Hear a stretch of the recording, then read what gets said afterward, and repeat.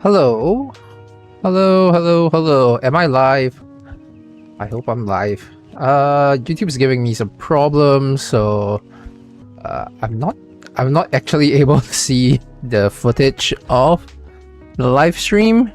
Or at least like it's really choppy, so if you can see, if anyone's watching and you can see the footage, please let me know. Just say hi or something. That would be very helpful. Hi Karen, good morning, afternoon, evening. It's evening for me, so it's evening. Hi Luminary. I hope, okay, I can finally see the footage. Okay, YouTube is giving me a lot of problem today. I spent like 10 minutes troubleshooting trying to get this to work, and I hope it's working now. And okay, everyone seems to be okay. I will just trust that it's okay, I guess. Yeah, hi everyone. Welcome back. Welcome back to Storytime, writing live stream where I write stuff. Did I change my setup a little bit? Oh, that's my phone. Yeah, I did change my setup a little bit. I repositioned my mic to sound better, I guess. I bought in something called an audio splitter, so that my audio and my headphones and everything gets like goes through the same hardware. Because I did an interview recently for my upcoming video, and there was a lot of audio problems. I just couldn't take it anymore. I had to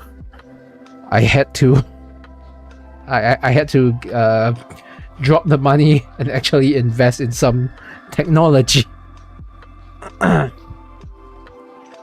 Carol, let's see. Anyway, these streams honestly made me use Google Docs to write a law doc for future reference and showcase. That's good. I don't have law docs for my story, which is one of the weird things about my writing. I don't I keep everything in my head, which is which is not a good thing, to be honest, because I forget stuff a lot. But I was too lazy to write a law document. Let's see. Alright, where were we last time? Let's see. Top. You know what? Let me do an intro in case there's any new people watching. This is Storytime. It's a writing live stream. I write a short story live on stream. If anyone assists and give ideas or inputs that I end up using, you end up getting credits for it when I publish this on my Patreon. Yay, okay. That's it. Top introduction done. I'm a bit frazzled having to deal with that YouTube problem just now. It's all a pain in the butt right now. All the streaming platforms are a pain in the butt right now. Twitch is a pain in the butt right now. I was looking at, do I want to get into Twitch, and it didn't they're doing some problems right now. Oh my god, Nanip Gao, it's been so long. I have not seen you since when did I release the Cloud of Singapore video? It's been almost 2 years. Wow, I've not seen you in a long time. Yeah, I'm doing well. I pivot a little bit with my live streaming. Yes, I remember you. I remember almost everyone on my stream. I have like less than 20 people I've seen on my stream, so I remember all the names. Karon. Let me go through the chat quickly. Maybe you should search on Google Docs or something else. Yeah. Google is scraping everything of yours on like pretty much en masse. They're just like stealing your data. If you upload and you don't opt out, or I remember there was an opt out option that I had to apply for, they will just like scrape your data. And honestly, I think even if you opt out, they will still scrape your data. Let's see. Okay, you don't remember Nanipgao. Yeah, you two won't remember each other. Nanipgao was my semi-regular before Illuminati became my regular. So you guys are cutting it across like generations right now. Sorry, algorithm. Okay. Oh, the algorithm. All right. Yeah, the algorithm is not great nowadays as well. There was a huge algorithm change after that period of time, and it pretty much killed a lot of channels. It killed like half of my viewers, to be honest. Google Doc is doing what? Yes, Google Doc is scraping your data. They are scraping data. Bright side is there are so much data they are scraping that you'll probably never end up using yours. Give me a second, I need a drink. I have a teapot here that I'm working with. I bought a teapot that's supposed to heat up and stuff, but that means now I have a lit flame in my room. That's very safe for someone as not clumsy as me. Alright, let's see. We were writing about this. Oh, right. Quick recap of the story so far. We've written our intro, we've written our setup, written our setting. We are in a what did I call it the last time? Something punk? Fandom punk? Yeah, a fandom punk setting. A environment where fan power gives you a little superpower. We've entered a convention and we are about to meet one of the main characters. I'm about to write us meeting the main characters. I've been thinking about how this will work for a while now. Caron Scarlet, honestly, watching Spider-Man Brand New Day may have had some butterfly effect on changing your story writing. I watched Brand New Day. I think it was great. I think it was a pretty good Spider-Man story. I have thoughts on Spider-Man, by the way, but I won't go into a Spider-Man rant right now. Even though I should go on to a whole bunch of rant. Let me get my teapot started. I have candles and everything. This is really dangerous to have in a room. Yeah. Alright, tea set up. YouTube no longer giving me problems. Okay. Wow, that mess of a starting with the streaming setup is genuinely a problem. Genuinely threw me off. Illuminubi, you found Aiden's channel after watching the Carl Singapore video, then became regular when I found out I also played Limbus Company. Yeah, that's pretty much how I got some of my stuff. It took me a while to actually like break away from streaming Limbus Company because I always felt like, oh, if I broke away from it, people might stop watching. And then I realized nobody was watching anyway. And I'm like, oh, okay, I'm fine now.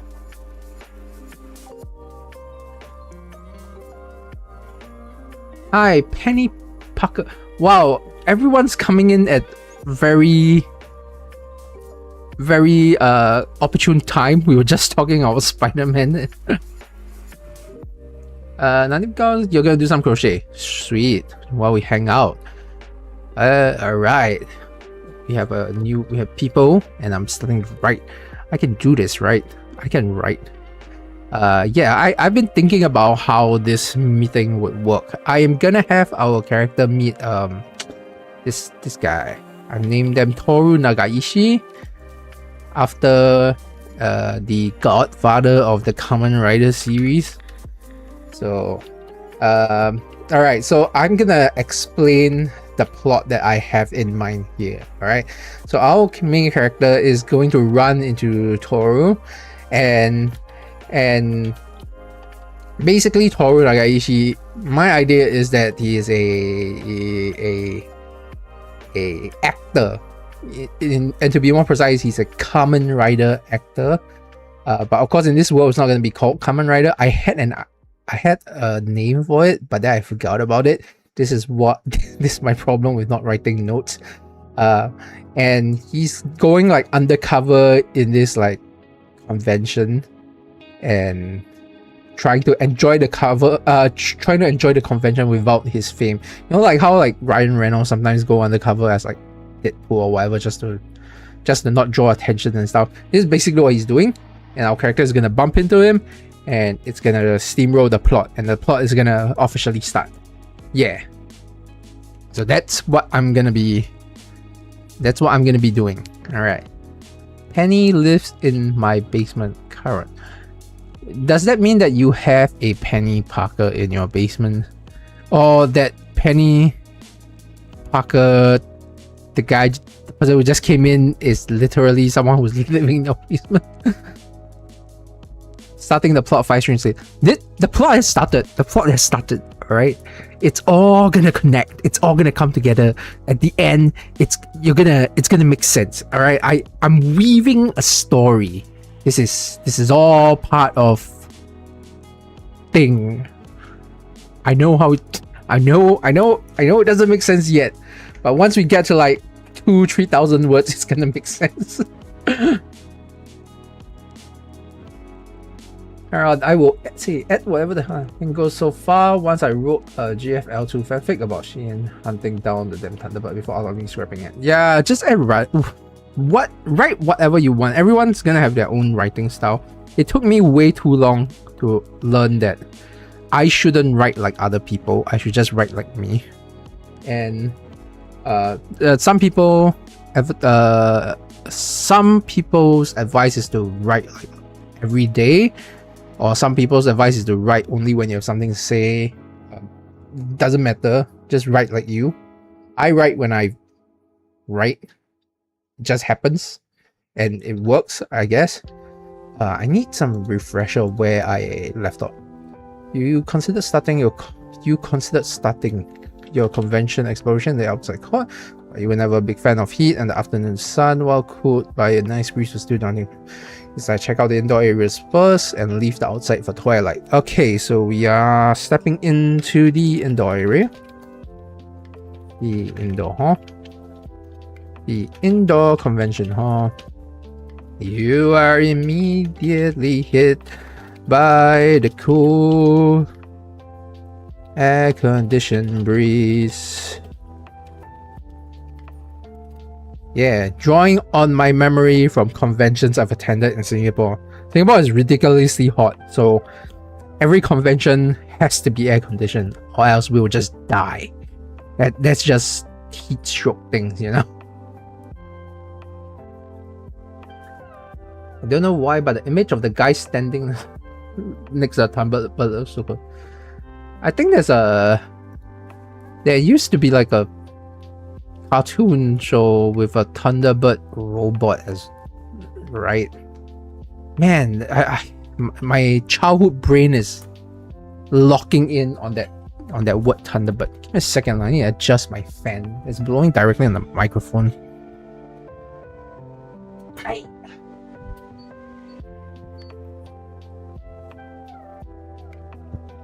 This is great stream content. Everyone is enjoying this.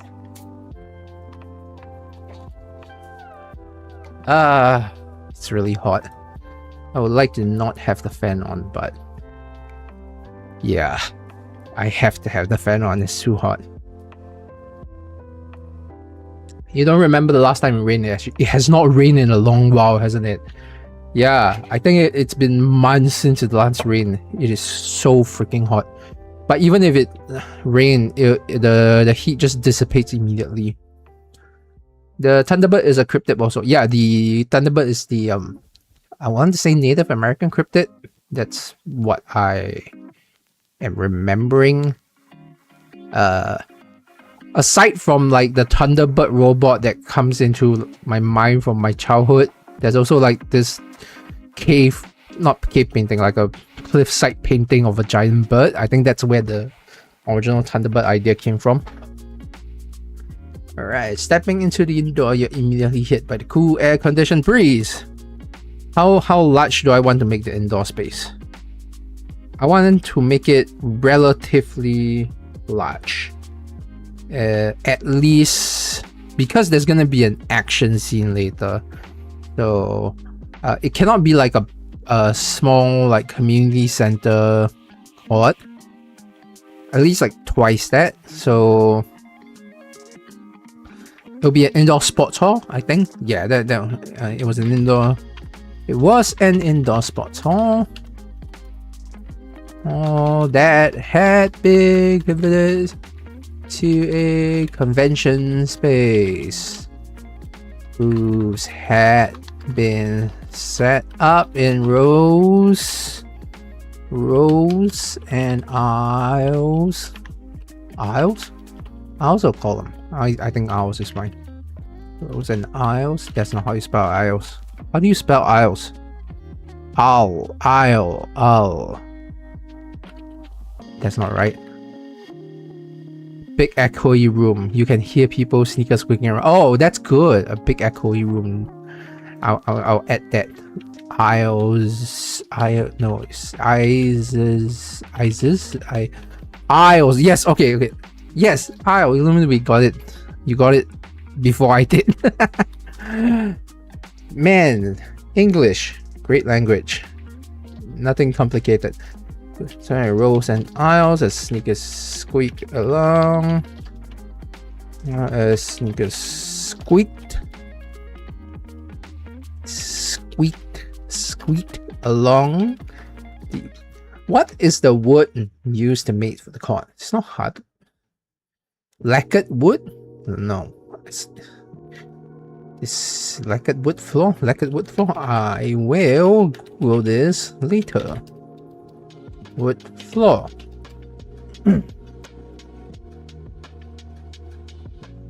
Wood floor. Yeah, alright. You tend to be better at spelling English words than others. Yeah, I have a problem with my English spelling is that I'm pretty much self-taught. And because of that, my UK English and my American English tends to fight each other quite often, and it becomes like this combat to see which spelling wins out against each other. And I learned a lot of words through audio medium. I listen to like podcasts and interviews and watch movies to learn how to pronounce more complicated words. So I end up learning how to spell from audio, and then I check dictionaries to get it correct. So when I get hit with like something like aisles, I always pause a bit. It hits me differently, you know. Let it go. I'm not a Native American myself, but calling a figure of native for all cryptic sort of takes it out of its cultural context in a bad way. I get that, you know, because like I feel like the Native American mythology is very similar to Chinese mythology. So in Chinese, like, we have a lot of creatures in our Chinese mythology. Man, this is something I've actually talked about before when it comes, because when I was writing a short story based on a lot of like cryptological creatures and mythological creatures, and I ended up in this like really deep rabbit hole, where I started to question whether or not calling certain creatures cryptids or mythological creatures or legendary creatures along that line might actually be a problem with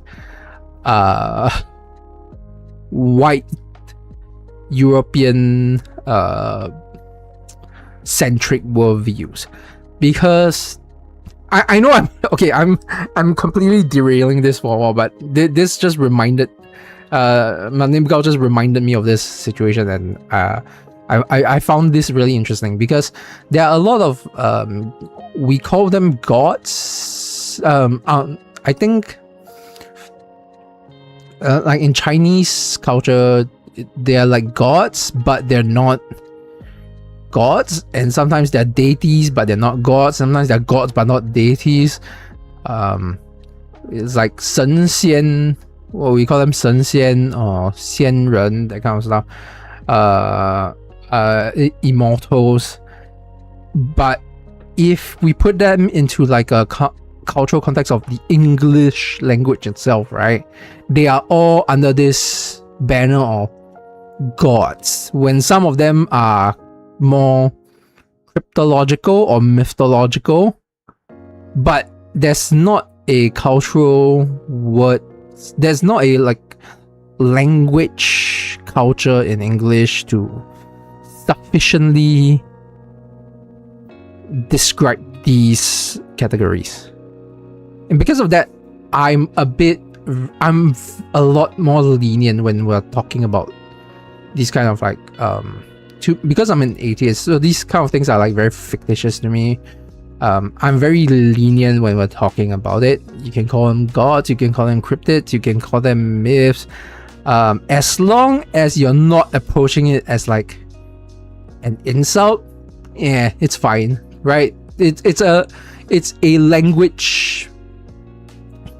It's a language and cultural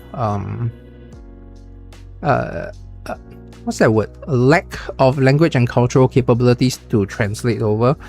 I'm actually working on a video about something like something similar.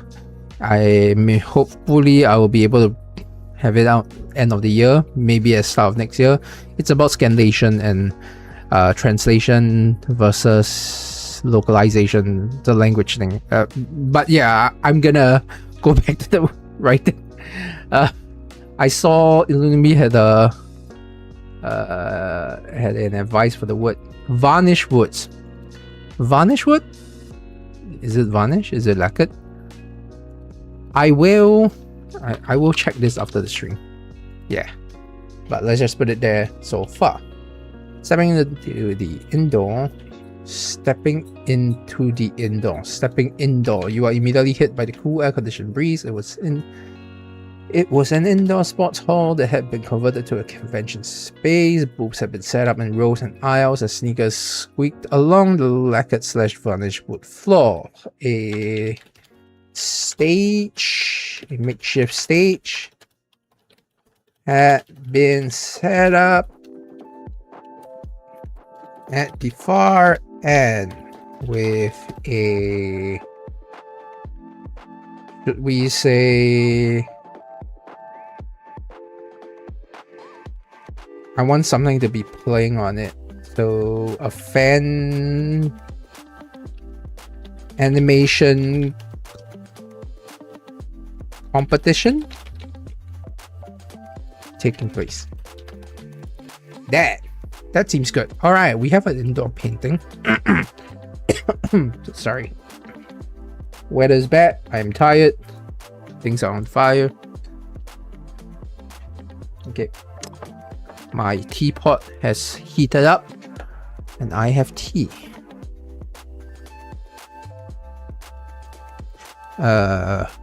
Makeshift station is there the following with a fan animation competition taking place. The large screen that's stretched from wall to wall is a bit too big. Let's stretch half the wall. That stretched half the wall was playing a smooth music video.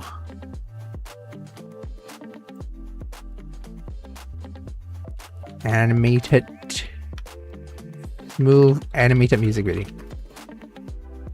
music video to the rancorous cheers of crowd. The crowds cheer to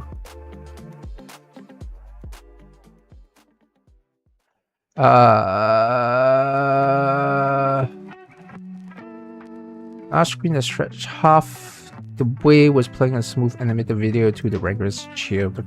Do crowds cheer rancorously? I don't, at least not an animated video. They dance to the dancing of the crowd. Dancing of the crowd. Watching. Okay.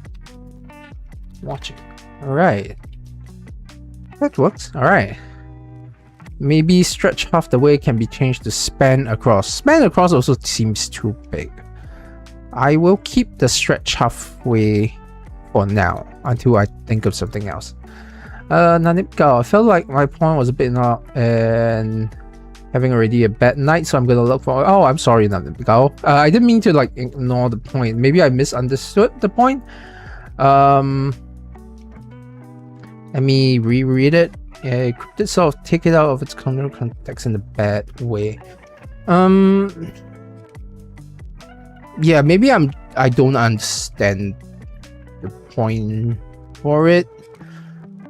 Or maybe my opinion might not be fully formed yet. So I don't feel like I can say more about it. Yeah, because I'm not as I don't want to pull a J.K. Rowling, you know what I mean? I don't want to like take the culture of someone else and talk about it too deeply.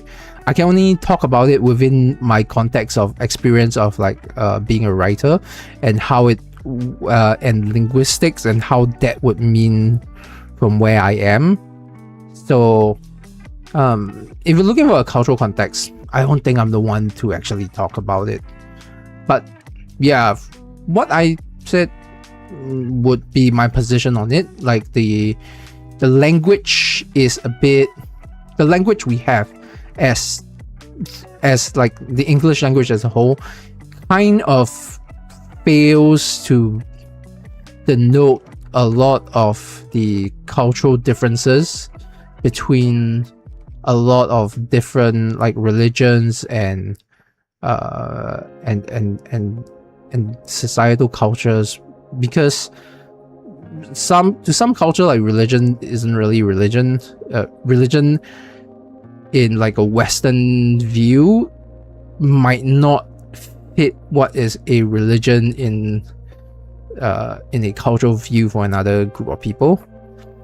Yeah, this is a really complex topic that I don't think I can fully explore in a live stream at least. Yeah, I think if I have time to sit down and type I don't know, like a blue sky thread or make a video essay about it, that would be something better that I can answer. By the way, what's that drawing on the paper behind Real Shoe from Illuminubi? Looks like the butterfly. It's supposed to be a sun. Alright, this is Real Shoe is supposed to Real Shoe is supposed to be sun tanning, and this is supposed to be a sun. Yeah, okay, my lighting isn't good and I didn't really draw well. I was like rushing to fix the stream problem, so I ended up like just rushing out the sun drawing. But this is a sun, alright? Real Shoe's having a vacation. That's it's not butterfly. I'm just really bad at drawing. I guess I heard you say it's okay to refer these creatures as cryptids even if the groups where these. Oh no, I don't mean that. I just mean that we don't have the language to refer to them properly. So sometimes the lack of words for it means that the way we refer to something can be very easily misconstrued, right? So this happened to me. Like I was once talking with like this what do they call it, a Bible scholar, right? And they kept referring to like a subset of Buddhism, like mythological creatures in Buddhism, what we call like what's that called? I'm trying to remember what is it called. But it's basically like this creature that lives in a tree, and then there's like we have a little shrine temple that we like pray to.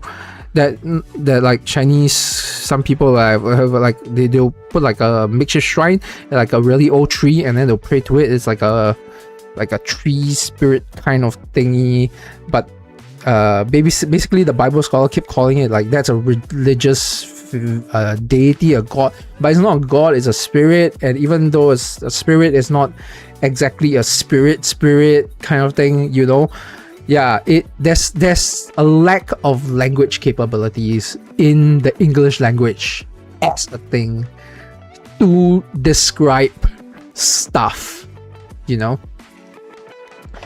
All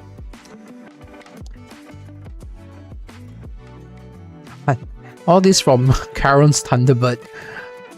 I hope Karon is still here listening to that, because that was way deviated from it. Also, like I feel that it depends on how far removed in time a culture is from their mythology, because a lot of these like religious or mythological symbols have been changed over time in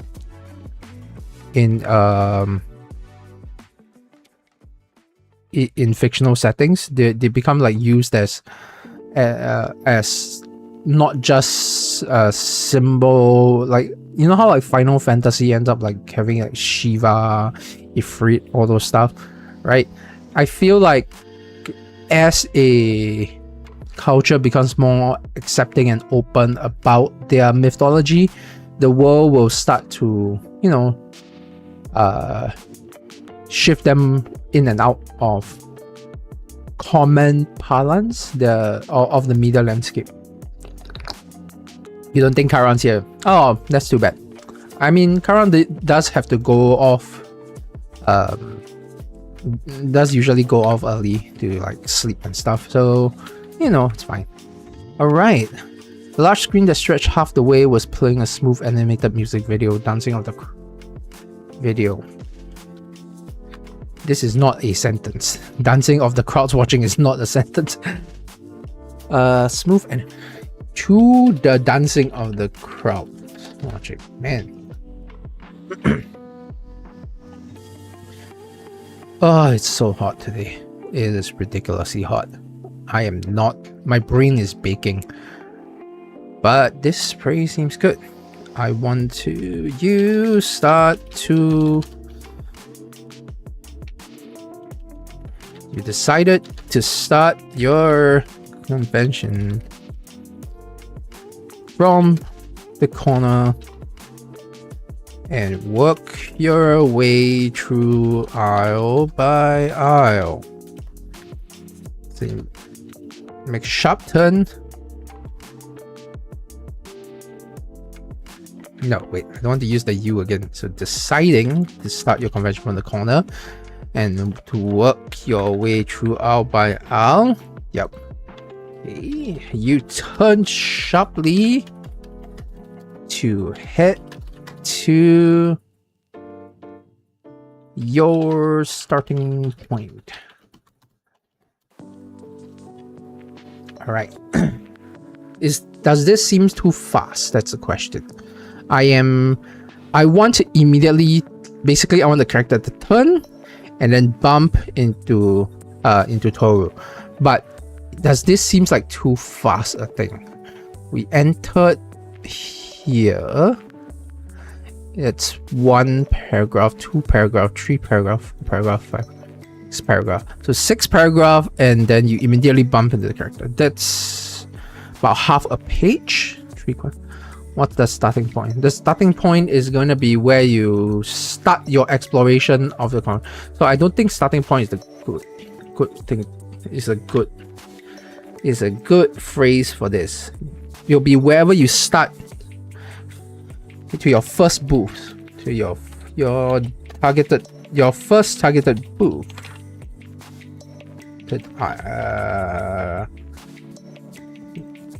Okay, does that make it more clear?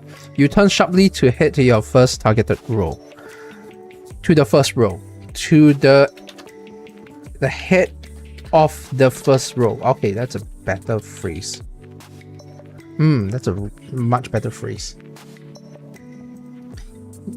You know, like writing these kind of short stories that are very off the cuff is very different from writing a pre-planned story where you have a clearer picture.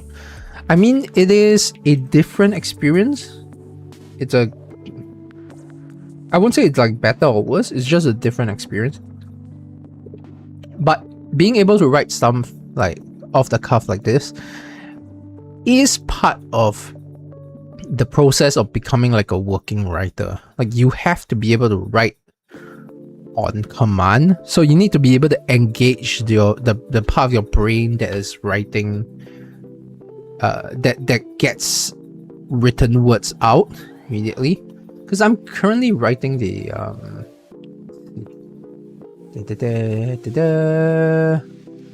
because I'm currently writing the new chapter for my for my Terror Chronicle novel. Let me switch it over. Alright, is it switched over? I think so. Yes, it is switched over. Okay, so I'm currently writing this novel, and writing this flows a lot easier because I already have the full mental image of what's going to happen and what's what I want to do. I don't have to go through that process of like building the world from scratch because the world is already it's already fully formed. So like here, my character Nadia is turning away and walking towards the Wanderer ship, and I can immediately just go boarding the Wanderer ship. Boarding the ship, he was immediately greeted by red face coming out of the brig, and out of the bulkhead to the bridge. Yeah, see, that came very quickly because all the image and what the story is about is already being formed. In contrast, the Project Fan Power short is a live writing. Basically, minimum planning. I'm just going wing it and trying to create the story on the fly, and that changes the pacing of your capability to write. But you still have to be able to engage that kind of that brain if you're gonna aim to become like a working writer. Oh, Kiwami, welcome. You have missed the last stream. Did you miss the last stream? I don't think you did. Or was it the previous second to last stream? That depends on my memory, which is not very reliable, to be honest. Might have been. You might have missed the last stream. We have... I don't think we've moved very far from the... in story-wise from the last stream. I did not... Didn't you do the haiku with me? Oh no, you did not do the haiku with me. Last stream we did a haiku. If you remember a haiku, then you were here for the last stream. Ah, it's fine. No need to be sad. It's fine. I'll be here every... I think right now the schedule is every 3 weeks I have a stream. Just seems like a perfect way to, you know, cleanse my soul. I've been working on the new video for my channel, my main channel. It was supposed to be like a 20-minute video. Not even 20. I think it's like supposed to be less than 10-minute video at the start, and then it got really out of hand, and now it's like nearly 40 minutes worth of videos. You can tell if you watch the next video coming out. I think in 1 or 2 weeks it'll be out. You can tell where it got out of hand precisely by the minute. You'll go like, oh, that's where it got out of hand. Yeah, it's just I'm a bad story magnet. That's why I am for my channel videos. So yeah, these streams is very cleansing to my soul now. I kind of can't. I'll be honest. I can't do it. Get through the month without them. just to chill out and talk random stuff that's been on my mind. Yeah. This month I played Digimon Survive. That was fun, and that helped. I won't say it helped clear my mind, to be honest. Nowadays when I play games, I end up like just analyzing it. I think it's part and parcel of running this channel, right? Because I'm thinking about these things all the time now. So even when I'm doing stuff that's just chill, I end up thinking about it. So having a space where I am forced to just create stuff completely not related to the main channel stuff is quite refreshing. Right, deciding to start your convention from the corner and to work your way through all by L, you turn sharply to go to the head of the first row. Sorry, I don't want to head to head. You've been doing quite well with your writing. Keep on. That's congratulations on doing quite well with your writing. How long have you been writing, by the way? Just out of curiosity. I feel like I've asked that question before, but my dying brain is bad at memorizing stuff. You turn sharply to go to the head of the first row, only to regret the sharpness of your turn. Turn as you slam chest first into a cosplayer.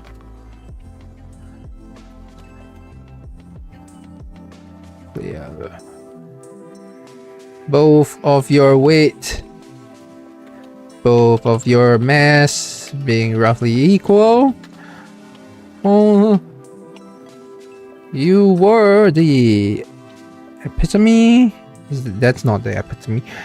You were the live demonstration of an unstoppable force meeting an immovable object.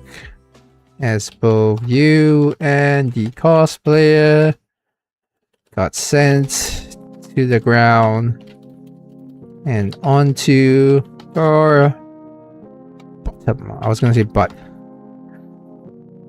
Butt's fun. Butt's funny. And onto your butt. Props. Ring. The cosplayer's props.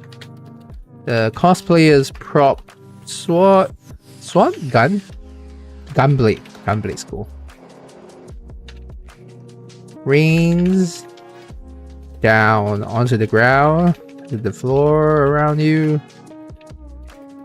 Around you. Okay. Alright. That was a very naturally written half paragraph. Probably filled with mistake if I go through it right now. Editing is future Aiden problem. 4 years if we were to start. Kiwami, 4 years if we were to start on where I started writing a bit more seriously, around 10 plus if we were to include the very start. Illuminati, clumsy protect, shake my head. Yeah, I hate clumsy protect, but I like writing it because it makes scenes so easy. You can just have them fall down and do stuff, and that's fine. And I thought that's funny as hell.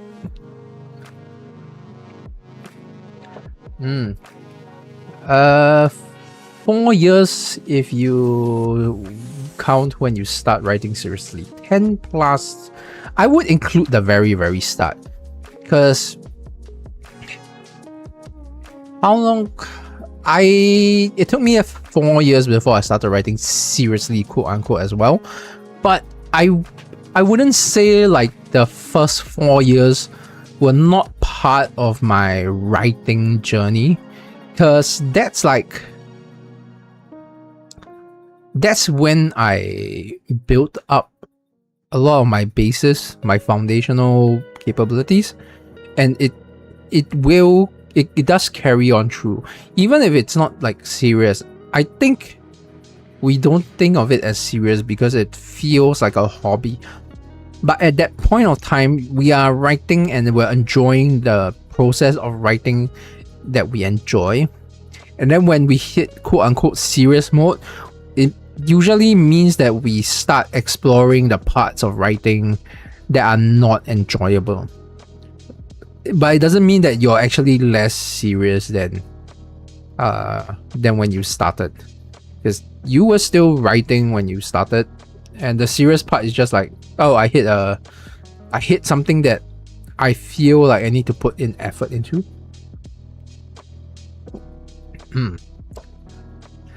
Clumsy protect, shake my head. Sounds like you're inserting yourself. I have never made an accident so big that you can prove. Have I? I did set fire to a basketball court once. That was fun. Was that an accident? It was, if that legally can be proven.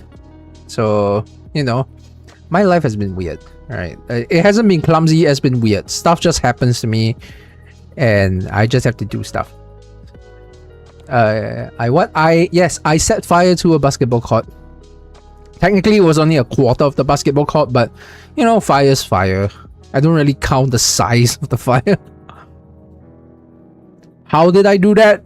That is, legally speaking, none of anyone's business. Yeah, I got up to a lot of shit when I was younger. My life is weird. I just have to say that. My life is weird. One day, I hope that one day I will have the chance to like properly recount some of the stuff in my life. I can't for like personal reasons. In the sense like there are currently too many people that currently a few people that I can't talk about because identity and stuff. But one day they will be dead and then I can talk about it. And then I can regale everyone with how freaking weird my life has been, actually. Pray tell, how many words has thou written since the start in Gutsu? It seems a lot of work now. When I first started, I could write like 10,000 words a week, I think. In between like schools and stuff, I could write. But now, like, if I get through, like here on stream, you've watched me. It's been five streams where 1,300 words. So that's like 250 words every stream, right? Just chilling and writing and stuff. I would still consider that a lot of writing as well, but it really depends on. But you're asking me how many words I've written at this since then. Let me check. My one. I'm gonna open up a couple of my novels. You're gonna watch my mouse just moving across the screen because I'll be too lazy to bring everything up on the screen for you guys. Let me see. You know what? I should just bring this up on screen so you can see the word count. So you know I'm not lying about anything. All right, the trilogy is 250,000 words. I've written 2 trilogies, so that would be 500,000 words. I've written in between the trilogy maybe another 100,000 words worth of short stories that are on varying level of of publications. A couple have been published, some hasn't. Most is just sits on my computer for fun.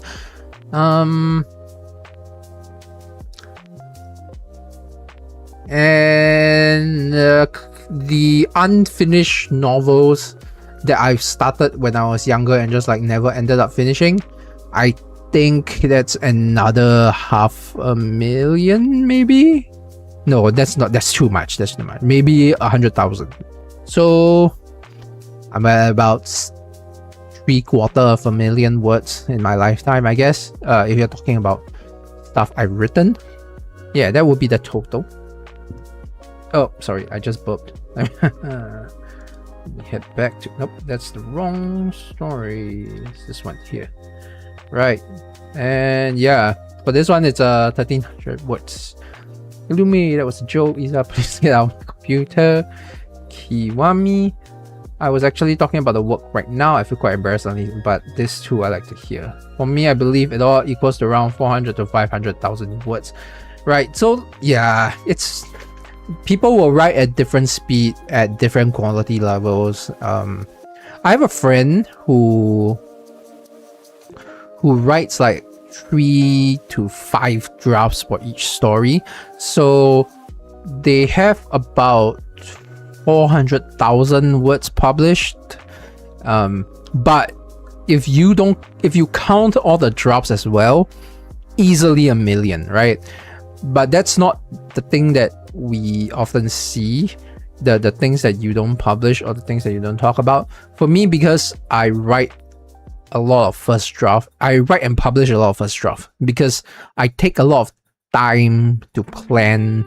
Like what we're doing now, we're doing 250 words in 2 hours basically, right? And that is a very slow pace, but it is not a slow pace if you consider that this is going to be the so-called quote-unquote final draft, plus and minus some editing and stuff, and instead of like the 5th draft, so that this is like 1,200 word pacing, right? In this segment alone, so that it is very hard to quantify the experience of a writer as word count, mostly because it's mostly about storytelling, right? You are trying to up your skill as a storyteller instead of just a writer, so your ability to tell a story is it will be different. Like I'm gonna show you guys my... Let me bring up something. Give me a second. Where is it?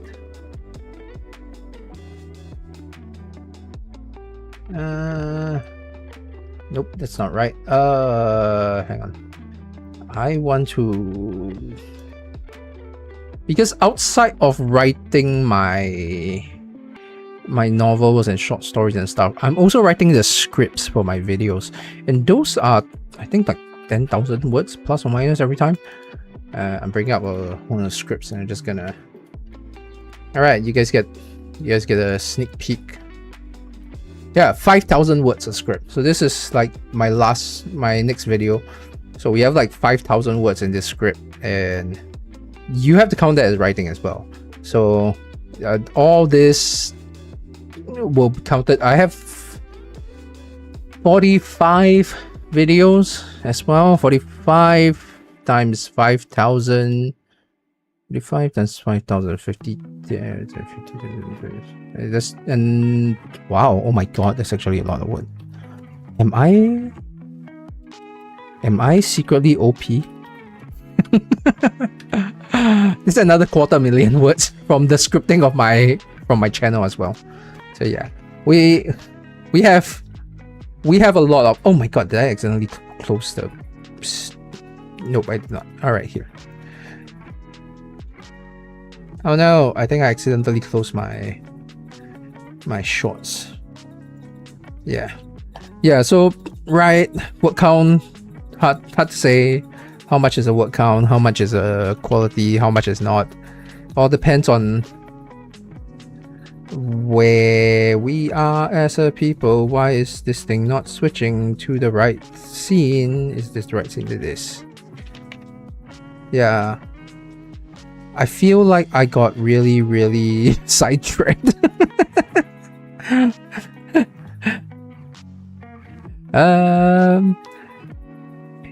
Illuminubi, I have a cumulative of about 20,000 words. I get pretty lazy unless I have every scene planned out already. I am like that. I need to have the scene planned out. For my so-called like personal writing, everything has... I have a plan. I have the image for everything already ready. For this kind of like on-the-fly writing, this is just a trained skill. This is what you need if you want to work as a writer for a living. You need to be able to write on the fly, just like snap and you're writing, right? Yeah, it's a thing. Now let go. I'll be right back. Still here. No problem. Just chill. You're having a bad day. If this helps you chill, this is great.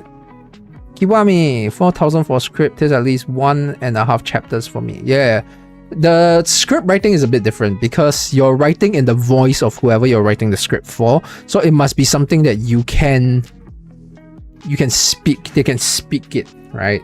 So for me, script writing is a very different experience than any of the other writing that we do. There's a lot more live play. You know how sometimes when you're writing you would pretend to be a character having a conversation. Script writing, that's the whole thing. It must feel right to say, not just read. So for example, if I'm reading this, shit, I really should silence my phone. Give me a second. My phone is dying. Right, where were we? We were talking about the difference between script writing and normal writing. So if I'm talking about script writing, like here, I'll be like saying, if I read this out, deciding to start your convention from the corner and to work your way through hour by hour, you turn sharply to go to the head of the first row, only to regret the sharpness of your turn as you slam chest first into a cosplayer. This is too long a sentence for a script. You will start to realize that you need to break up a sentence for reading instead, for vocalization instead of reading. You can read this fine, like if we just do reading speed, deciding to read, done, that's it. If it works fine. But if you're doing script, you need to break it up for script. That's why when just now when you saw my script, you see like each... Hang on, let me just paste it here. It's fine. You can see, that's not right. So damn it, I'm so good. Why do I not suddenly know how to duplicate my things? Why is it not adding a new text? Oh, here. All right, you can see like a lot of my script is, a lot of the sentence just gets commaed into to the next line. So for example, honestly, in this day and age, if you want to do the morally right thing, you have to give up a little convenience and just find the authors yourself. And I space them in breaks where it is natural to speech. So if I were to have this as like say an audiobook, this would be deciding to start your convention from the corner and to work your way through the aisle by aisle. You turn sharply to go to the head of the first row, only to regret the sharpness of your turn as you slam chest. So this would be the breaks for if I'm reading this out in an audio format instead of a reading format. You know, different skill levels, different skill types, different application. Yeah, stuff is weird. Writing is weird. Writing is such a difficult craft to master, right? Because it is very low level entry. You don't need a lot to write. You just need one language and you can start writing. But it takes a lot to master because there's so many like little tricks and differences and changes between like just from short story writing to novel writing, there's a whole bunch of things that change. From fiction writing to script writing, there's a huge change. And like I said, I recently played like Digimon Survive, and even going from novel writing to visual novel writing, you have such a big difference in the skill sets you need to be able to write well for that specific medium. It is such a difficult craft to master. I think I will spend the rest of my life trying to learn how to write in different ways, right? Kiwami, I love planning things out. Normally, I will prepare the starting small bit of the middle, climax, and ending of my story before I go into writing. Yeah, it is. That is usually like the minimum you need. I do wonder how often people have like living characters, because at least for all the writers I've talked to, they treat their characters as alive, so the characters make choices. All your plan, your beginning and end usually stays, but your middle usually gets derailed so fast. So I've learned really quickly not to plan too much. I've learned not to lock in too many middle points, because your character is going to be an idiot. They're gonna run into your other characters, your clumsy isekai self-insert. Alright, the cosplayer's gunblade ring down onto the floor around you, breaking the 3D printed plastic, snapping in half as it lands.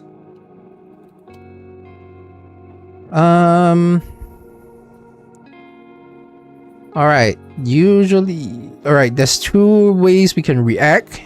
Either you're stunned and you don't know what to do and say, and you just go, oh no, I broke the thing. That's a very hard to make thing, because you know, props for cosplayers are very precious stuff. So having broken one, you're going like, oh no, I broken a thing. Or you panic and go, oh my god, I broken a thing. I'm gonna try to piece it together. So those are the two pathways I'm seeing here. Which one would be better for character building? We have our Toru Nagaishi, who is the character that you character just bumped into. Toru Nagaishi is an actor who is trying to blend into the convention to enjoy it as a normal person. So how would he react? Which reaction would help? Because right now we're writing in second person, which means how we tell the story should, instead of reflecting the royal you, it should just help with the characterization of everyone else.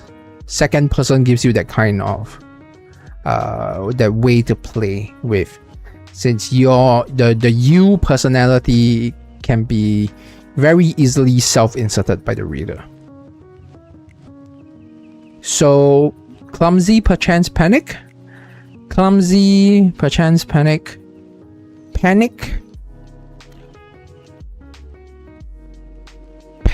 would give I'm okay, so I'm gonna run both scenarios in my head. If you're panicking, you go, oh no, I broke the stuff, and Toru will go, hey, chill, it's okay, I'm here to help, and he'll bring you up, and then you guys will move to the corner somewhere quiet so that you can help pack up the things or try to fix it. It will show a very adult, very in control character. Is that what I want for Toru? That's kind of what Toru is. If you're stunned, Toru will take the lead Torgo, are you okay? Are you fine? Ignoring the damage prop. Oh, they're both decent. The stun section will be more. The stun section will be more good for showing kindness, I guess. All right, chat. What is these? What is the suggestion? Illuminati, I agree with the panicky reaction. It seems like the more embarrassing action for the character. Kiwami, slight panic, anxiousness, mix of sorry.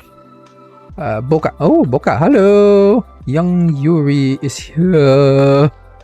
Nice to see you. Welcome to the chat. We're still writing our short story. People dropping in and out. That's fine. The 3D printed prop snapping. I forgot to add the prop there. Is this a chill and cozy enough stream? Sometimes I wonder. I often feel like I am. I don't know how it seems from the perspective of a listener, because I often feel I'm flying on the edge of my seat in these streams, even though I want it to be a more chill type of stream. But that's also because like I am the one writing. So my brain is moving at 100 miles per hour while my body is just sitting in the chair. Like stance, like confused, panic, anxious, polite. Bring justice to the Vulcans and slay the dragon for the princess. Okay.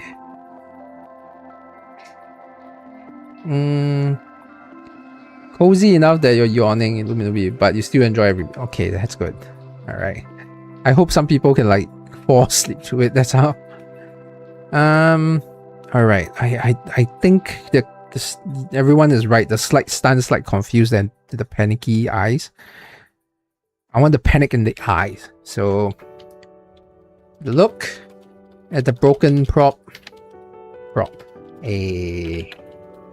What's the prop? What? I didn't think about what Toru would be cosplaying as. I don't want him to be cosplaying as a. Actually. Yeah, I don't want him because he's the actor for the in-universe Kamen Rider series, but I don't want him to be cosplaying as the Kamen Rider. Lei Heng cosplay. Lei Heng Refractor is coming out. We gotta beat him up in Limbus Company again. But this time, he'll probably beat us up. Looking forward to that. That sounds fun. I saw a comment that said we never left H-Corp because we're back to Lei Heng again. I thought it's fun.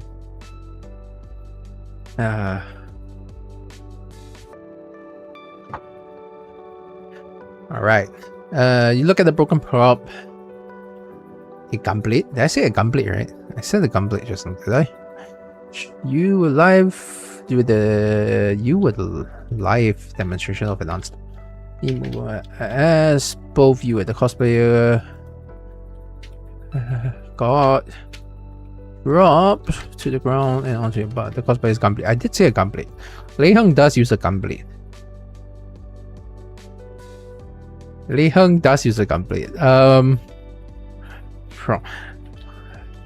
A gunblade.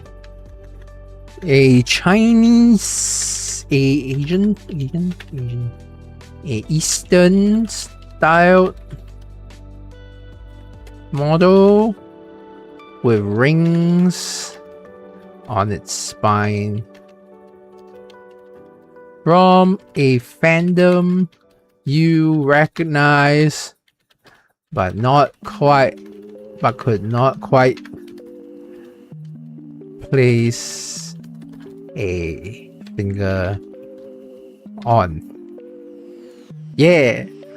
How did we go back into the Limbus Company?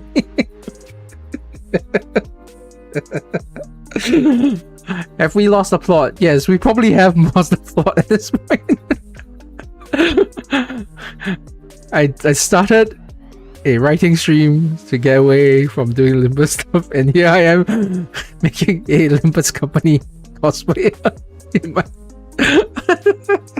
Yeah, okay, fine. Toru's cosplaying Lei Heng, that's fine. Alright. No, I need a mask. So it can't be just Lei Heng. I need a mask, something that Toru can hide behind. Let's keep the gunblade, maybe.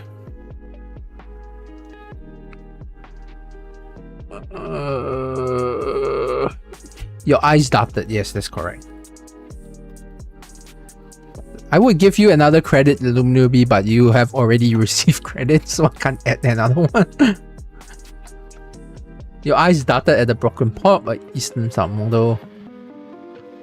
Eastern stout sword. What model? Model sword. Whoop. Nope. I'm using the arrow key and I am messing up. Model sword. Buying from a fandom you recognize but cannot quite place a finger on. Okay. Wait, give me a moment. I need to bring this. It has to be. He has to be wearing a mask. The cosplayer is wearing a chibi mask. You know those big giant chibi masks?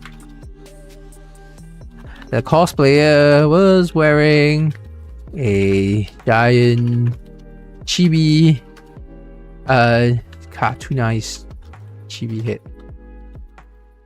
The head of the old man character. The fake cigarette, fake plush cigarette included. And as such, you couldn't see the face of the person underneath it to gauge a reaction. I put the exclamation point out of habit. All right, that's fine. This is fine. I did not derail the story. Everything's back on rails. I fixed everything. All right, Robo Hung.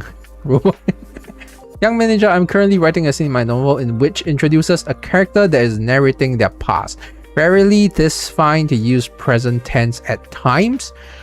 You get to choose, man. You can use present tense or past tense when narrating the past. You use present. You shouldn't use present tense to narrate the past if you're using past tense in the present. If you're already using past tense in the present, then use past tense in the past. But if you're using present tense in the present and you're narrating the past, you can choose to narrate it in either past or present. Because if you narrate the flashback in present tense, it will create the feeling of a character being there. So it depends on how much you want the reader to be in the position of the character that you're writing the narration of. Alright? Kiwami3, I think just be consistent with what tense you are using. If the entire flashback is in present tense, then keep it in present tense.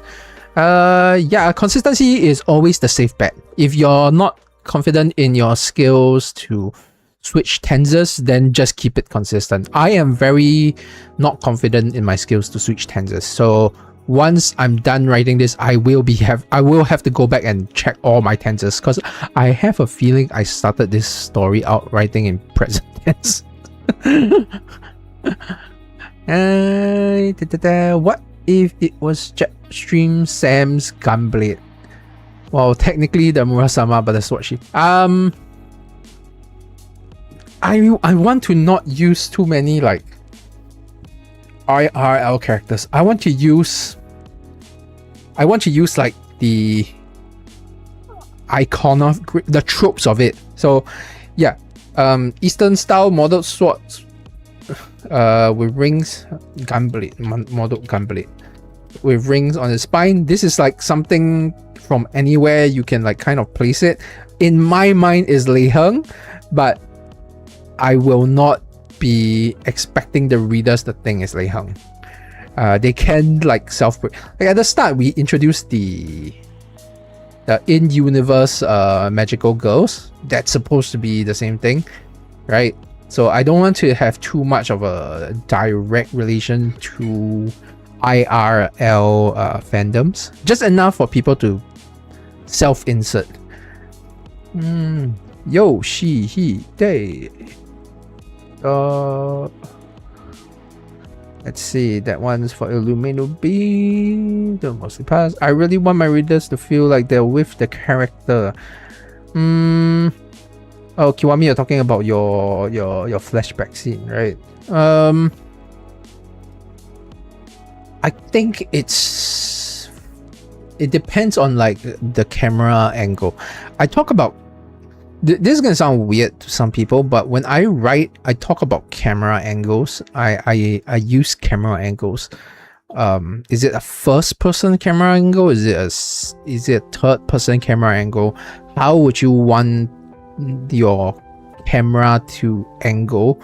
Because when you read certain story, you get this camera angle mental image, so you kind of have to decide what the camera angle is, and past present tense will also decide your camera angle. Present tense leads to a stronger first person view. Past tense leads to a better third person view. You can think of it as movie style flashback kind of thing if you're using past tense in a flashback.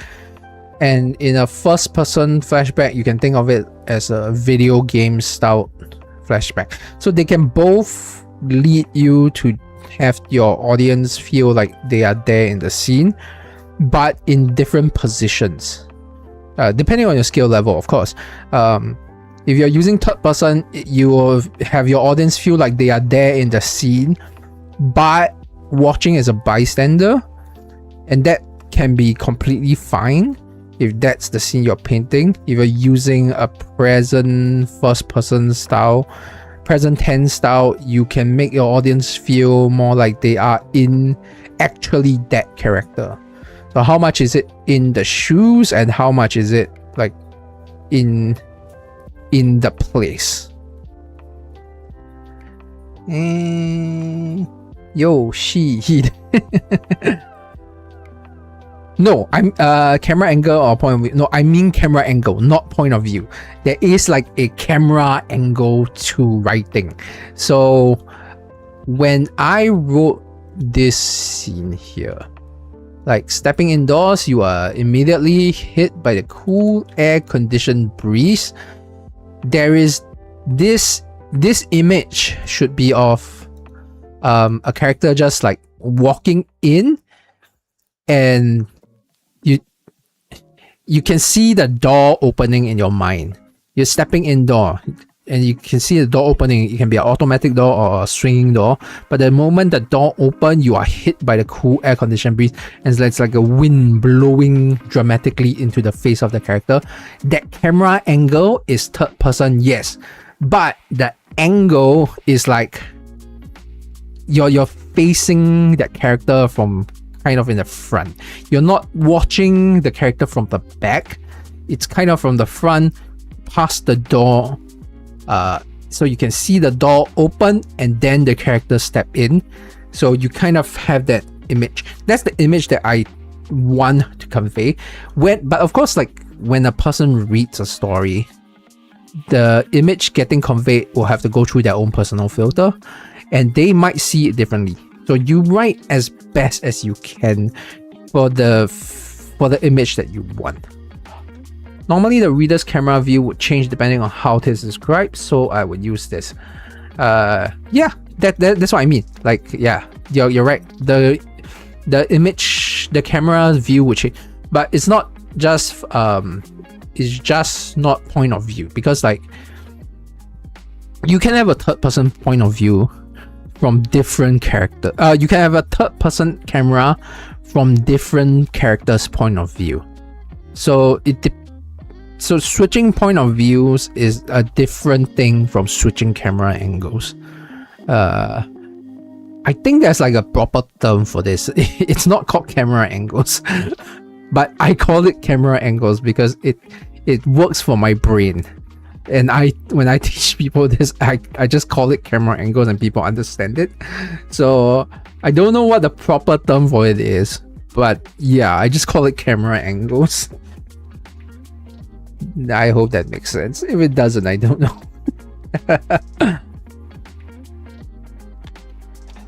And as such, you can see the face of the person and then you need to gauge a reaction.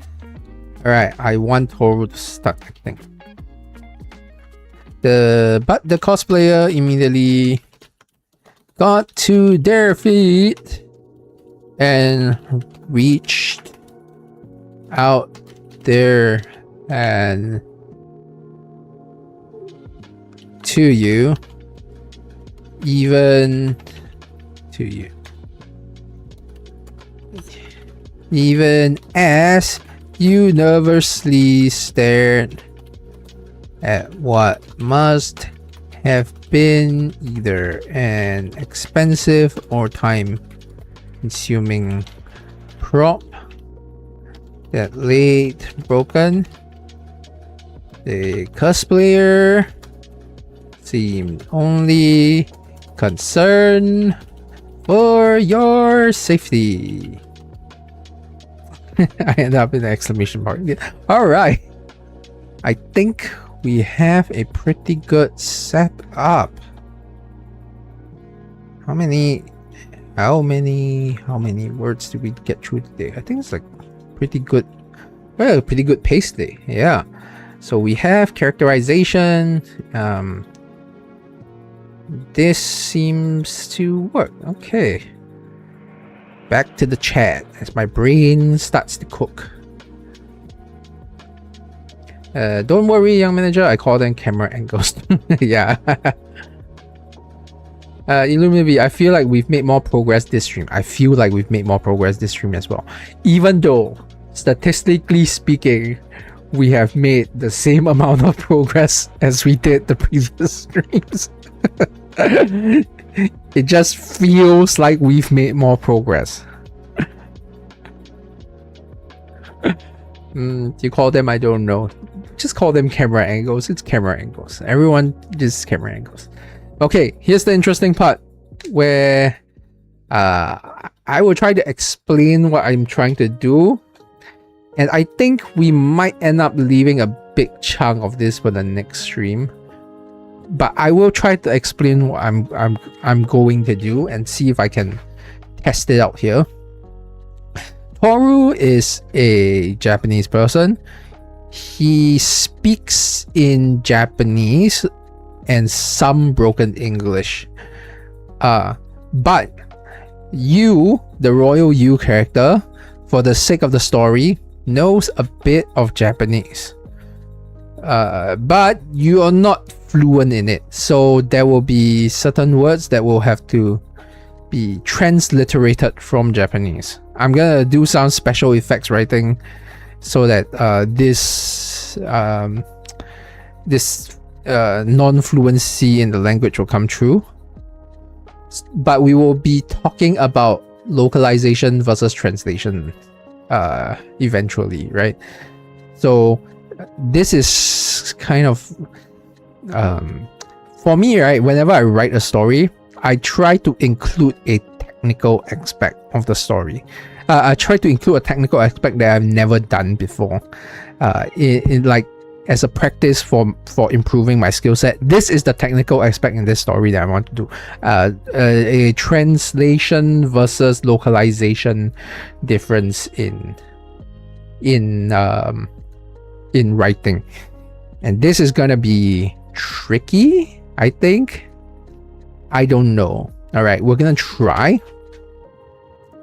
They're gonna say, "Are you okay?" Daijobu. I'm gonna write that out in its English phonetics. Daijobu. Okay. I do not want it to be written in Japanese characters, because you as the Royal You character will understand some of this language. So it cannot be written in the character. It must be written in something that you as the character will recognize as Japanese.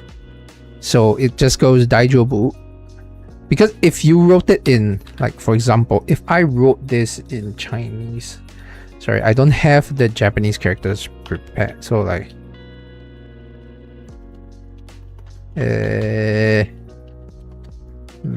没事吧? If I wrote this like this, I can write Chinese. Yes, I can. I hate it, but I can. If I write this like this, you as the reader won't be able to know what language this is if you've never seen the language before. But this is a localization. I want you, the reader, to know what this language is. So it has to be in something that you, the reader, can read. Thus, Daijobu in English phonetics. Does this make sense? Is my explanation making sense of why I'm doing this way? This is the technical part. This is the part that interests me as a writer the most. Exploring the technical part of the writing.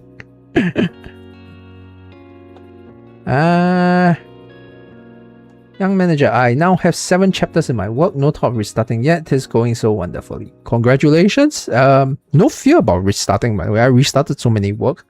But eventually you will have to finish your work. I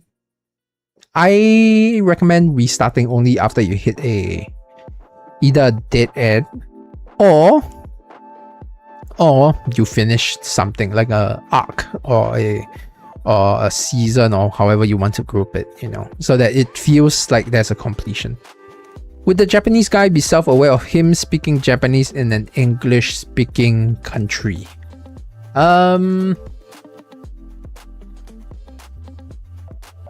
Yes, I think he would be. He has broken English to speak with. But this is kind of a sudden reaction, so he would be speaking in his natural tongue first. Also, it will introduce the character as Japanese, which helps with characterization.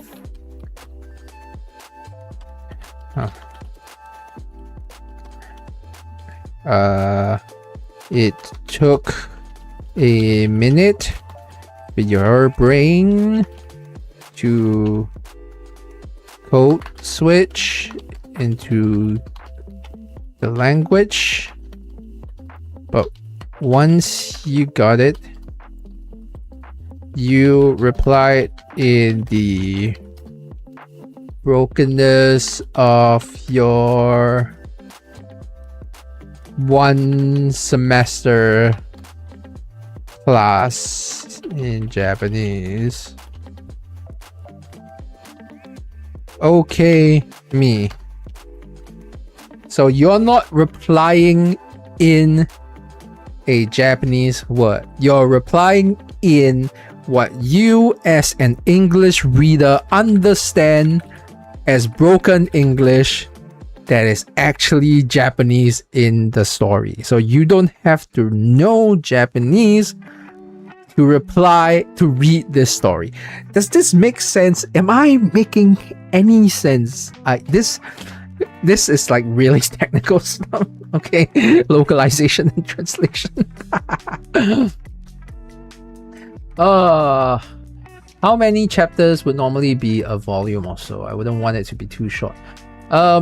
What exactly are you like writing as, right?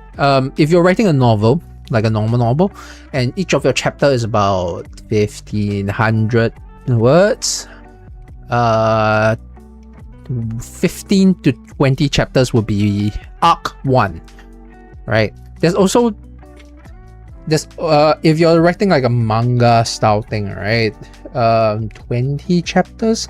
But then if you're pacing a manga volume into a written volume, 20 chapters of manga is about 1, 2, 3, 4, 5, 6 to 7 chapters of a novel. Right. Then that's like pacing feel. Let me give you a really good trick to use. I called it the 3-5-2. Well, that's not right. 3-5-2 pacing. So the opening of your story, your prologue to your introduction to your settings and stuff, it should encompass 30% of around 30% of your story, plus minus a bit, right? And then the middle of your story, this is where you build up your plot, your expositions, your movement, your movement, all that stuff. That's about 50%. And then your ending, which is your climax, your final fights, your epilogues, all that, 20%. This is a really good like pacing for storytelling. 3-5-2. You go through, you just like watch any movies, read any books, any good books, any good mangas. The pacing of 3-5-2 generally makes it feel correct, right? So if you have trouble knowing when something is over, just go with 3-5-2. Finish your, generally you can even say this like act 1, act 2, act 3. Act 2, act 3. It's about like that, right? Prologue plus act 1 kind of thing. Yeah, that's usually how you do it. 3-5-2 is basically how I go about how I pace stuff. There's a lot of chat I need to let me see if I miss anything. Let me just do a lot. The first Eric, so I believe it'll be around 20 to 35 chapters. First arc 20 to 35 chapters means you should be looking at around 80 to 100 chapters for the entire story if you want to pace it well, right? I've been saving this until 10:30. I've gotten a very Greek phase of my life right now. Greek is it because of the Odysseus? Everyone's been watching that movie. I haven't watched it yet. You watched the Epic watch Epic the musical last week, and it has been in my mind. I'm now blitzing through the Percy Jackson books. I did not read Percy Jackson. I think my young adult novel sadly was Harry Potter, and I've talked about my disappointment with that. I wished I read Percy Jackson. I read a bit of Narnia. I tried reading Sable, which is the Garth Nix novel series, but I couldn't get my hands on the full series in Singapore. It's really hard to find those books, so I only read like 2 of it. My friend Jay Waters wrote a series called Lincia, which I really liked, but he didn't finish. He didn't do a second sequel. I'm really sad because I feel like that would have been my young adult novel for that phase of my life. Was the raw meow 6 7? Okay, fine. 6 3 5 2. I know the Percy Jackson books are for children, but they are so addicting to read. There's no such thing as books for children, right? It's just okay. I mean there is, but you know, if you're an adult, you can read children's book. I love children's story. Some of the best stories ever told are stories for children. I don't care how old you are, you can enjoy children's work. It's the age is not a limit. Age is an entryway. Your adult stories is not. You can only read it when you are in the age range of that. No, you can read it starting as an adult. So children's stories are stories that you can read the moment you start as a children, and if you're an adult, you've already started as children, so you can continue reading it. It will be wonderful. And oh, Karen, you're back. Oh, I thought you left. I said some stuff about you that was like that would have applied to you earlier, but yeah, I think you left and ended up I don't know, you have to go back. I think you have to go back into the after the stream is over to check what I say, because I can't remember. Let's see. Wait, I'm going through the chat. Ohio's Karen's back. The books don't have pictures, but they are graphic novels version of that. I think you're still talking about Percy Jackson. And then you should watch Epic the Musical. It's peak. Okay, I will save that into my to-do list. Epic the Musical. Penny Parker, I'm tired, Karen. Oh yeah, I remember, what was it like? Is Penny Karen said that Penny was in his basement, and I was wondering, is Penny really in his basement, like a person in his basement, or is it just like a turn of phrase, or did you kidnap somebody? That's what I was saying about it. It's a free 2.5-hour movie on YouTube. I recommend the one with subtitles.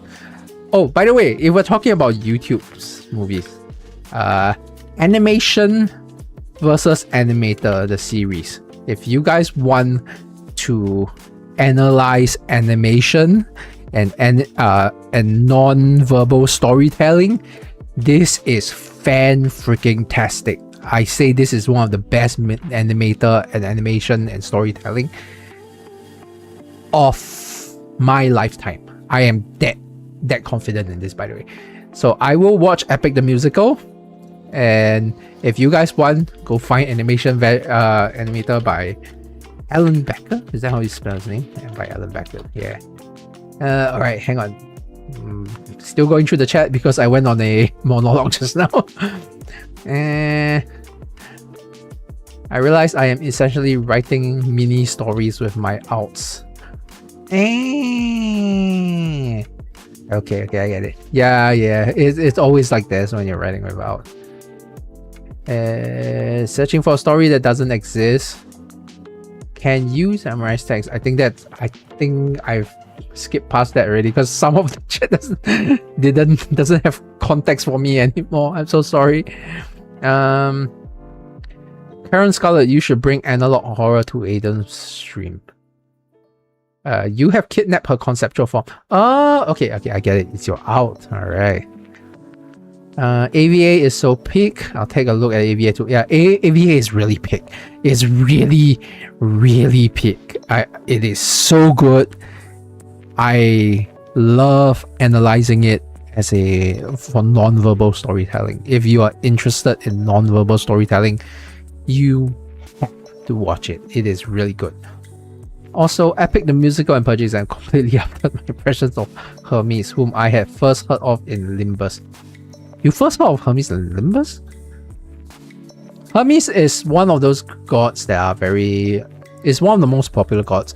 It's so popular that it's like part of the Flash family in DC. My favorite version of Hermes is the one in Hades, the game, Hades 1 and 2. Because that version of Hermes is like, it's very spy-like. I enjoy the callbacks to the more like war messenger version of Hermes. GNG, remember when animation versus Minecraft was the closest thing we got to AVA lore past AVA 4 or whatever? Are we doing AVA stream track? No, let's save AVA for next time, because I feel like I can get into AVA and I can talk about it forever. Maybe I'll like analyze AVA in a stream sometimes in the future, because it's really, really good. You almost made a crappy spin-off of anime. Just make it. It cannot be crappy. Well, it can be crappy. It might be crappy at first, but it's still part of the creative process. I think we were talking about it with Kiwami. Like, even at the start, your first your first how many years of making trash is still part of the learning process of writing. I suddenly have this weird idea that maybe I should show some of my really early writings that I still have saved somewhere in my desk, in my hard drive. I need to go find it, but I feel like it will be really, really cringe. Ideas for future stream though, right? Okay, we were doing like language analysis, but I feel like this is a good enough example for what I want to achieve next stream. We'll be talking a lot more about localization and translation. So yeah, it will be I think it'll be a very interesting stream. I would have titled it before the stream even start. That's how confident I am about doing this thing. I'll be teaching like some special effects writing, what I call special effects writing at least. It'll be fun, I think, the next stream. Aiden, you should also read the Percy Jackson books when you have many hours to kill. The books are so unserious. I love them. I am so very annoyed. So there's this weird thing. I work from home, right? So last time I used to read when I'm on the train to school. I read pretty much every day when I'm on the train to school. And then I stopped traveling much by train as I started working from home more. And then now I just don't read. I don't have that travel reading time. So I try to like set aside time for me to read. But every time I set aside time, right, I feel like I am wasting my... I have a very bad habit of like, if I'm not doing quote unquote work, I feel like I'm not utilizing my potential. So the lack of a travel time has actually severely damaged my my so-called relaxation time, my time to enjoy media, because suddenly I'm like always annoyed that I can't do more work. I'm really trying to fix that. I'm really desperately trying to find more time to read stuff. Marie Howard, friend of the channel, Marie Howard, has a new ongoing like serial novel on her Substack, and I am so desperate to find the psychological willpower to read it. It is so annoying. The last time I had like I managed to have like travel time and I read, it was like on my flight to Japan, I read 13 light novels on that flight, on the flight to and fro. That's how much I miss like reading on travel. So yes, I will add Percy Jackson to my to read list, but I cannot guarantee that I can get to it. I'm so sorry. Young manager, I have to go. I shall see you at the next stream. Oh yes, Kiwami, I hope to see you at the next stream. Please, I hope you ignored my rambling and just left and not like overstayed and felt more tired. But yes, thanks for coming. I hope it was fun. Illuminati, for the story you're writing, I think you should italicize the non-English words so people know it's in a different language. Sounds like you should go outside more, maybe go to the library. I need to touch grass. I definitely need to touch grass. The problem is whenever I'm not working on like normal life stuff, I am... Oh, damn it. My headphone just... give me a second. My headphone is glitching. It's annoying me. Okay, I'm just gonna unplug my headphone and not have headphones. And I won't be able to hear the music.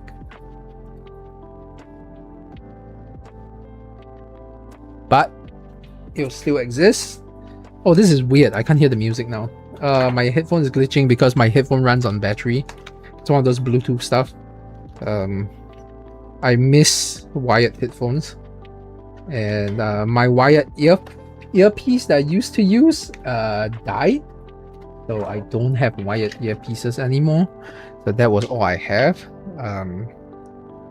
Give me a moment. I got really rocked by all the technical difficulties today. Aaron, writing block has struck again. I have no idea what to write. Anyway, I'm sleepy. Yeah, you usually leave around like 9:30. No, not 9:30, 10:30. Please go to sleep if you are tired. Health is important. Yeah, health is important. So please go to sleep if you are tired. Okay, hang on. Oh man, my fan is weird sounds. Sorry, I'm having a lot of technical difficulties today. This is a weird stream. Stream is ending in 30 minutes. That's why I'm chilling right now. I feel like I've done a pretty good job of this segment today. Yeah. Where was I? I got totally thrown off by my Bluetooth headphones running out of battery. For the story writing, I should italize the non-English words so people know.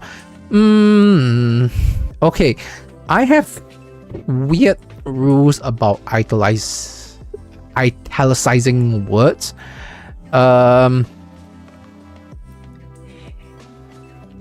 And I don't know if it applies here. Everyone italicizes word differently. I kind of italicize by vibe.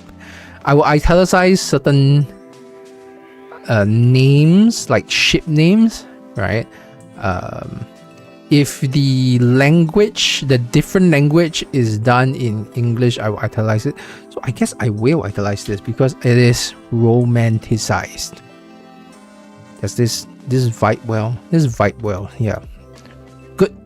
Good suggestion, by the way. Yeah, I should italicize that.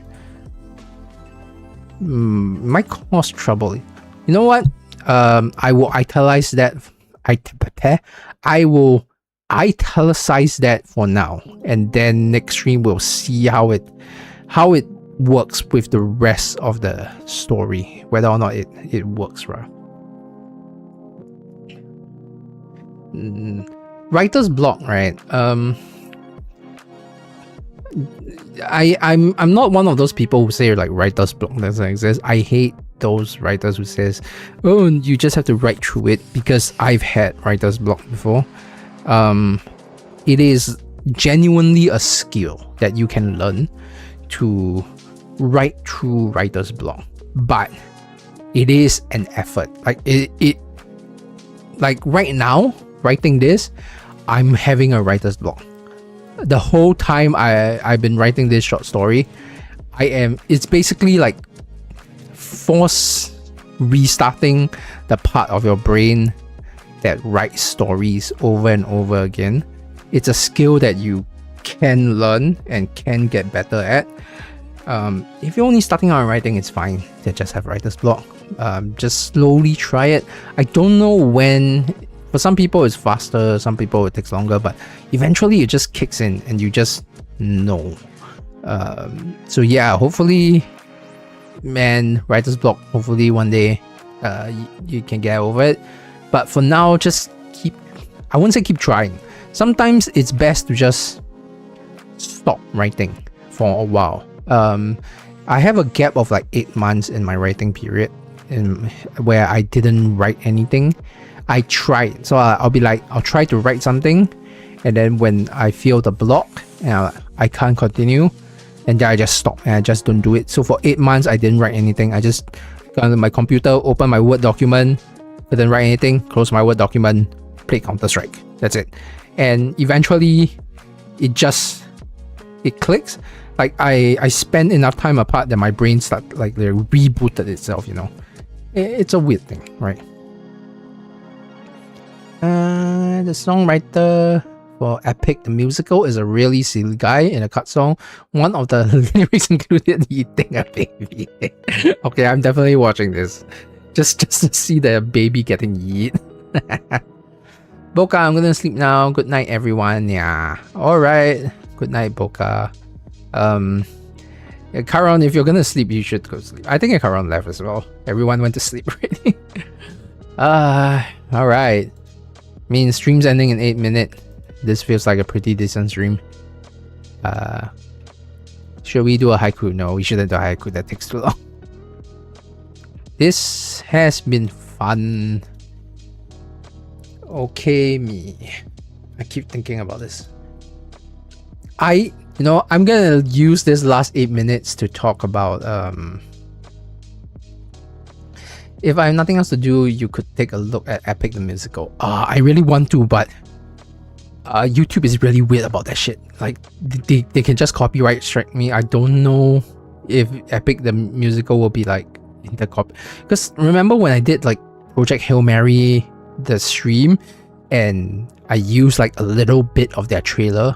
I used like less than 30 seconds of it and they copyright struck me they copyright struck that stream. I had to like fix stuff.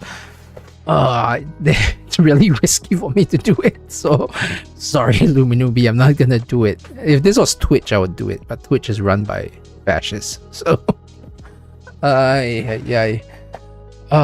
you know what, I'm gonna talk about Digimon Survive. This is just gonna be me talking about something that nobody else knows about, because nobody else is left in the stream. I think I'm gonna talk about Digimon Survive. Digimon Survive is a visual novel. Digimon Survive is a visual novel game with RPG elements, right? Illuminate. I'm not sure how copyright works. All the animatics in Epic are by different artists. Yeah, it's for YouTube copyright. When you have a video that you upload, it gets registered in their system, and then from what I understand, the moment another video plays with any part of that video in that other video, it will get flagged for copyright, and whether or not it gets struck will then be like a whole process thing, between like the different channels. Sometimes there's like legal firms and everything, so I'd rather not deal with that immediately. I will watch Epic the Musical, and then next stream I will see how much of it I can use, and then I'll talk about it. All right, I promise you that. I just don't want to do it now because I'm really scared about that stuff. I need to like investigate how much of it is like copyrightable, is this like copyright free. All right, we're talking about Digimon Survive for very quickly. Digimon Survive is a visual novel game with RPG elements, and it is the worst game I've ever played. It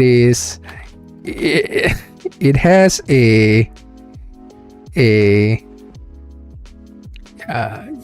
Luminobi, you asked me about Epic the Musical, you hope they're great face. Don't worry, even if it ends, if Epic the novel is good, Epic the Musical is good, I will talk about it, as I am going to talk about Digimon Survive. So Digimon Survive, the visual novel, is a very interesting thing, because visual novel has often been said to not be video games, which I strongly disagree. I think visual novel is a full-fledged video game, and Digimon Survive is the perfect example, because Digimon Survive is a very bad story for the first 20%, and then it gets very decent for the next 30%, and then it becomes a masterpiece for the next 30%, and then it becomes a really good game in the last 10%. And I don't understand this thing. So it's like 20% garbage, very hard to play, very boring. The game is very boring. The story is very hard to read because some of the characters are just really trash, and the pacing is really bad.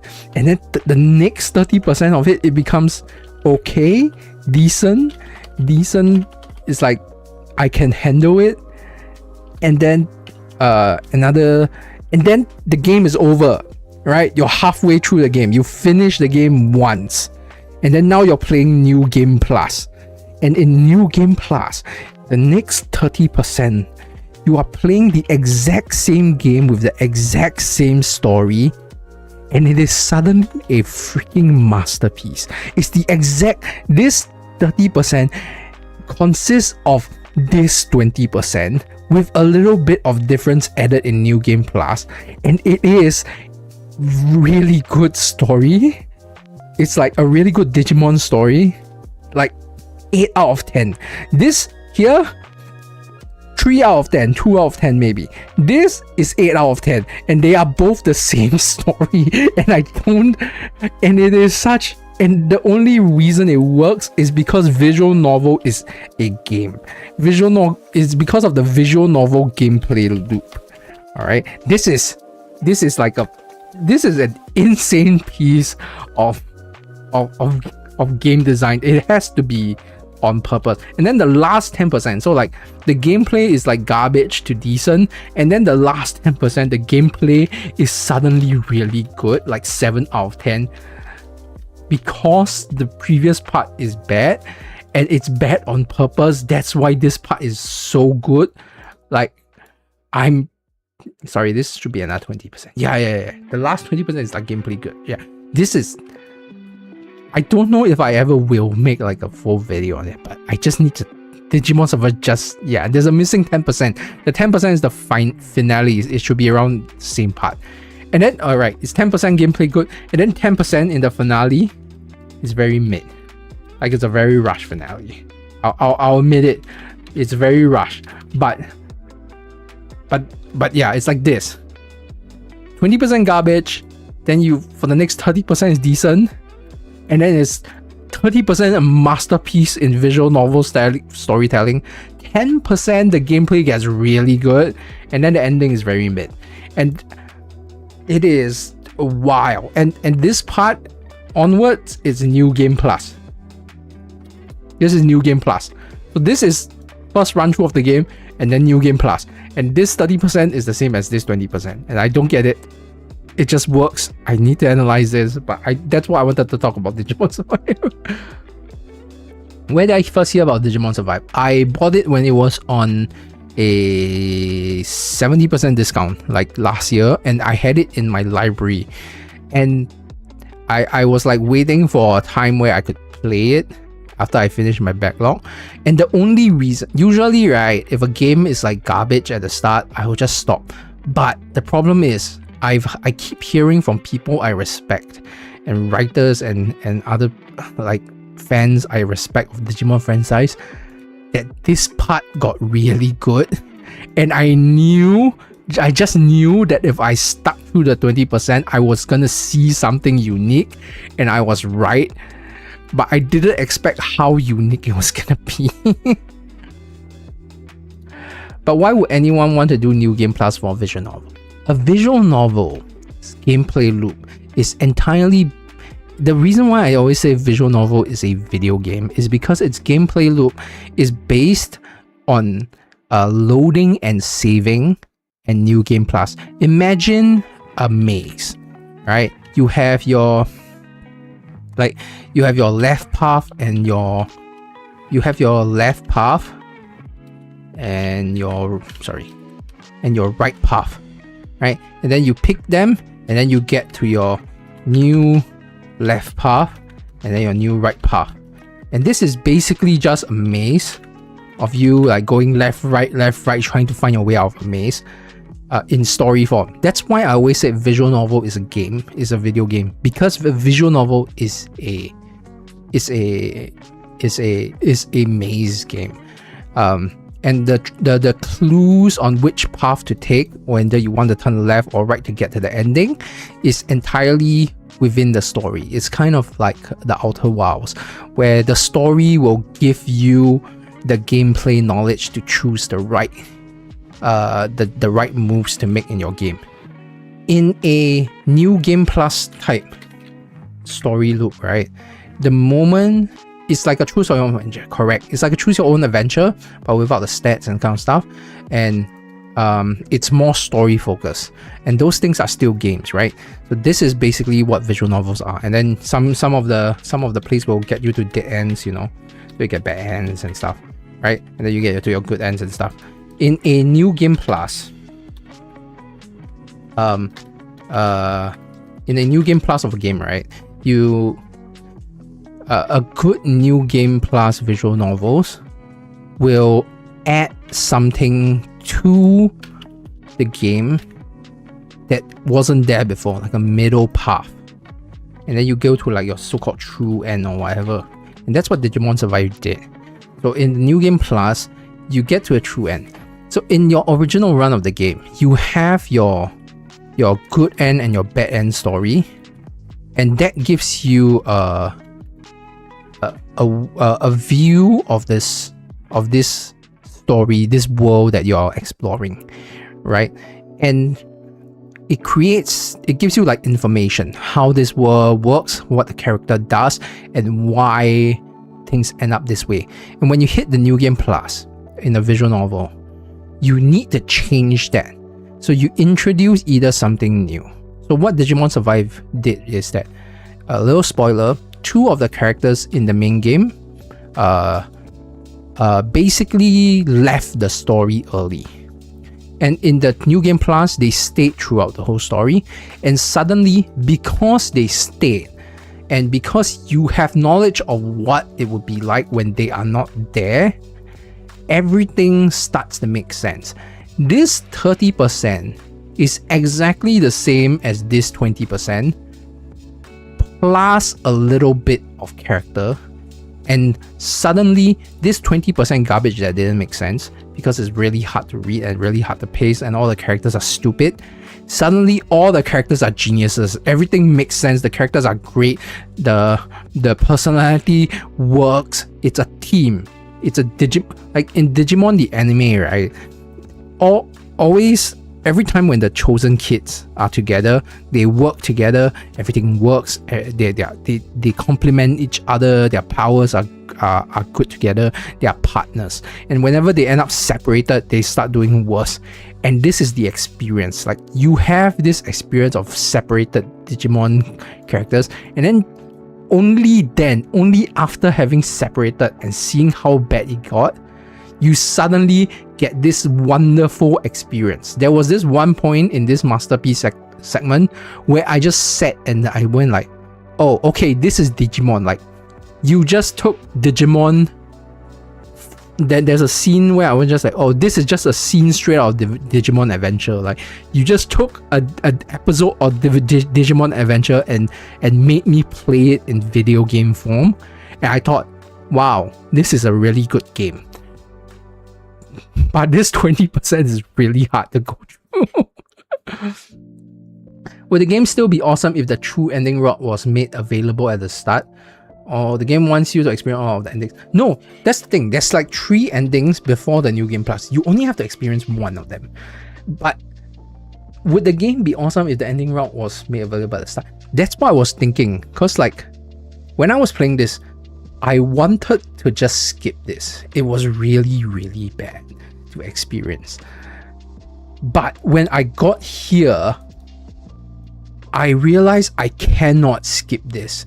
To experience this, I have to go through this, which is what made Digimon Survive such an interesting game.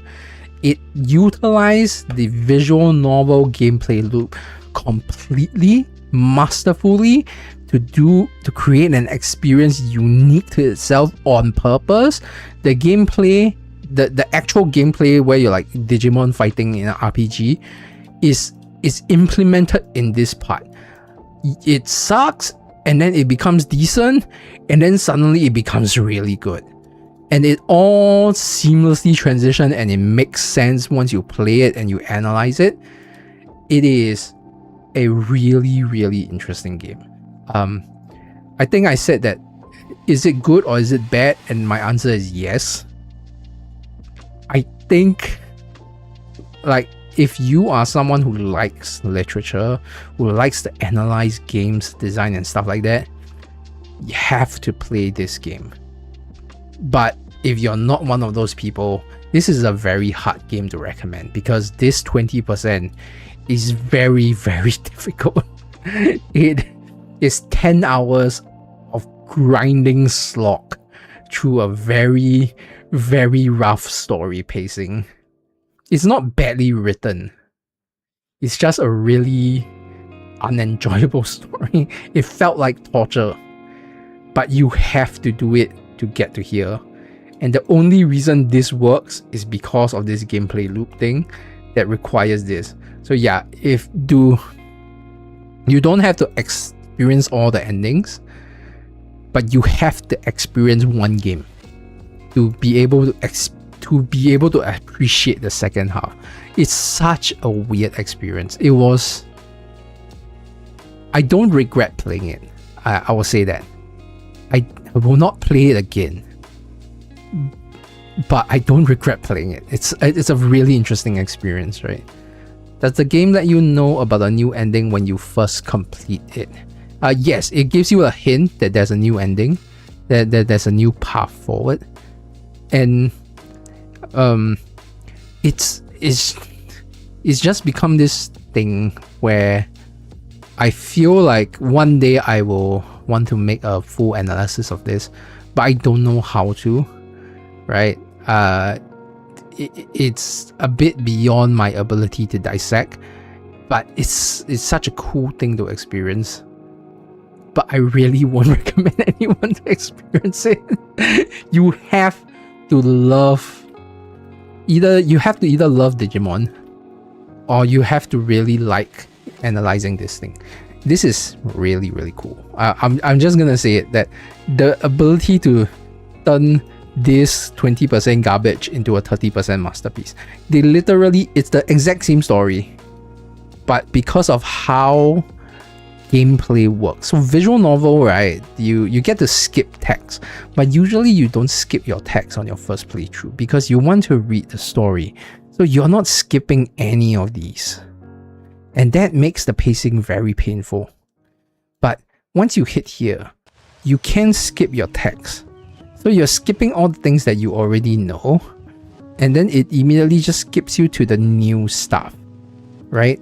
And suddenly the pacing, the very bad pacing here, disappears, and you have this wonderfully paced story based on prior knowledge from the first game fitted into this part of the this game, where like 20% it's like just replaying the first part, and then the other 10% is experiencing a completely new story that is really well paced compared to like this part, and it only works because of the garbage that you slog through. And it's just, I don't know, man. I don't know what else to say. It is such an interesting experience. If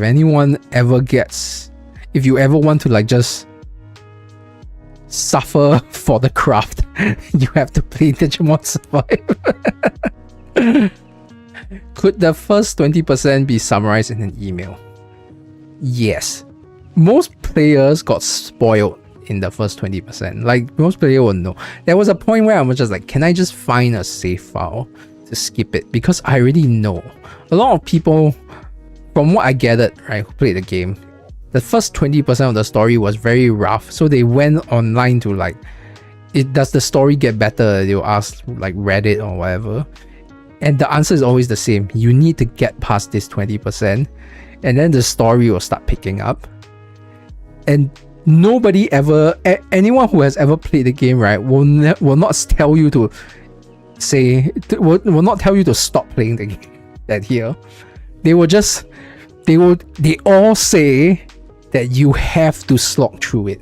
And at first I was like, do you really have to? Can't you just give me a save file? And then I played it. I slogged through it because I wanted to see what it was about. And once I did, I was like, you just have to do it. You just have to suffer this 20%. It is, if you don't, it just doesn't work. You have to suffer it. And you get some really good writing after that. It's really weird. I don't understand how this works.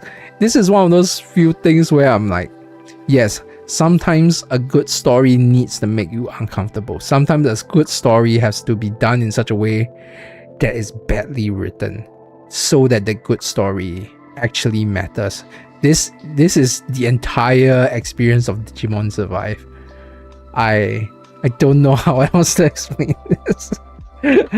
Oh man, it's like 12 minutes past stream end already, but I got so excited talking about this thing. But yes, 20% it's summarized in an email, but even if it's summarized, you still have to play it to get it. It's really painful. It's a slog, and then suddenly it gets really good, and I don't understand. It's that there's this middle part that is so good that I consider it one of the best visual novel game design I have ever experienced, and it's so weird. I should schedule the next stream in 2 weeks instead of 3. I would, but it's my video. I'm still editing the video, so if I'm correct, I will finish editing it by next week, which means the early release will be the week after, and then the full release will be the week after that.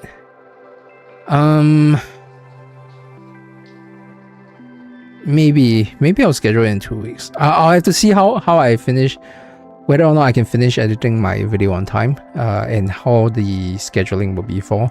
It's a really big video, so yeah, it's a unnecessarily big video in my opinion, but I'll try 2 weeks instead of 3. I also have a bit of a fear of like a too much of a bad thing. Like my streams, I think like, oh, my streams aren't actually that good, and if I schedule too much of it, people will realize it. But yeah, okay, Digimon Survive. It's about the writing mafia. Yes, it's the writing mafia thingy. It's the writing mafia. It's such a weird story, but it's something that it's a topic very close to me, in the sense that this is the world that I think me and maybe you, Illuminati, and all the others that join us in the chat today came from, where they are writing, they start in the writing world. This is very poignant to this community specifically. It's like if you've written online, you have gotten like scam emails before, like, oh, do you want to publish with me? Do you want me to share this in my writing group? Do you want to commission a comic? That kind of stuff. It's mostly all scams, and I look at those scams, and it went a lot bigger than I thought it would, basically, right? I think I got a bit angry in that video. You'll just have to watch. It's your very first AO3 comment was a scam. Yeah, that scam bot, right? It's like level 1. It's like a level 2 scam bot. Like if you get better or you write regular enough, I get requests from like web novel people looking for like, hey, I saw your novel or whatever, would you want to publish with web novel? We can get you like whatever things, right? And those are the ones that I looked into. Like the first level scams are quite easy to see. It's that second level scam that I'm looking at, and those are really, really, really big. Those are so much bigger than anything we've ever thought about, and it is so much more like malicious. Like the scam bot comments, like asking you for comics commission or stuff, right? Those are basic stuff. You're paying like $400, maybe like $50 to $400 for like comics commission. That is like AI art or stolen art. Then the next level, we're talking about a multi-trillion-dollar company, multi-trillion-dollar industry that relies on this second level scam. It's really it's so much bigger than what I wanted it to be. But yeah, all right. Yeah, okay, I'll end my stream now because I've completely derailed it with Digimon Survive. Multi-trillion, yes, it's you'll find out in the video. Because the industry went from like, we start out with like, it's just a writing scam, and then it went to like, oh, so we now include audiobooks, we include voice actors, we include comics, we include like short films. It just grows.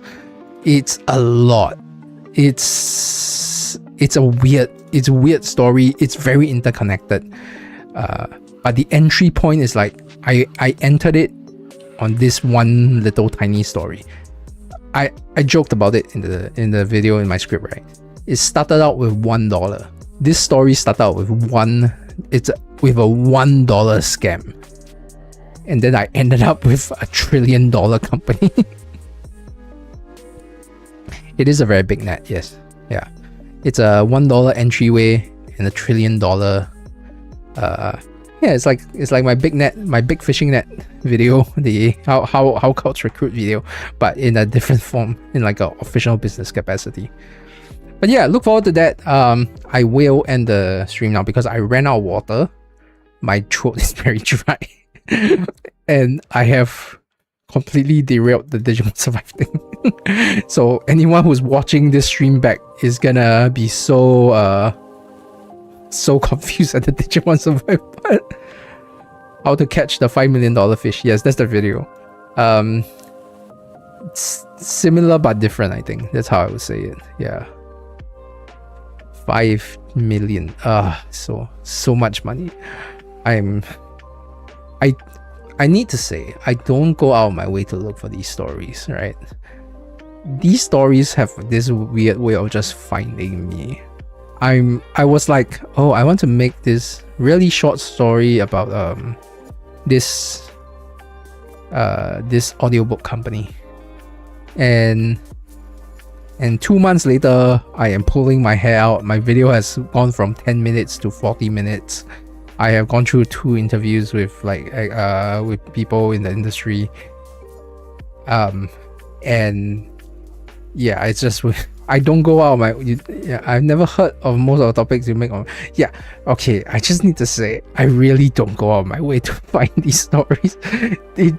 My life is really weird. I like I said before at the start, my life is weird.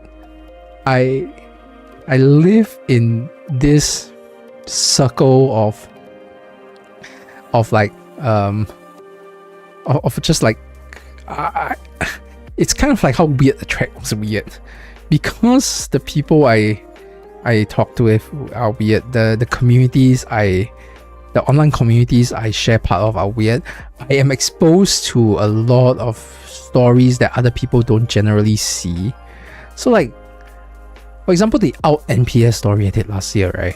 I'll be making a follow-up on it later in the year. But that story came to me like out of the blue. I'm just minding my own business on Blue Sky, and then suddenly I see this video on Out NPS, and I was like, oh, I follow Out NPS, and there's now a video on Out NPS. I'm gonna watch it. And I watch it, it's like, okay, that's a weird story. Let me look into it. So it's not like I went like, I want to find a weird story, I'm gonna go look for a weird story. I'm just like, I'm living my life, the weird stories appear in front of me, and then I went like, I'm so curious, I need to know more.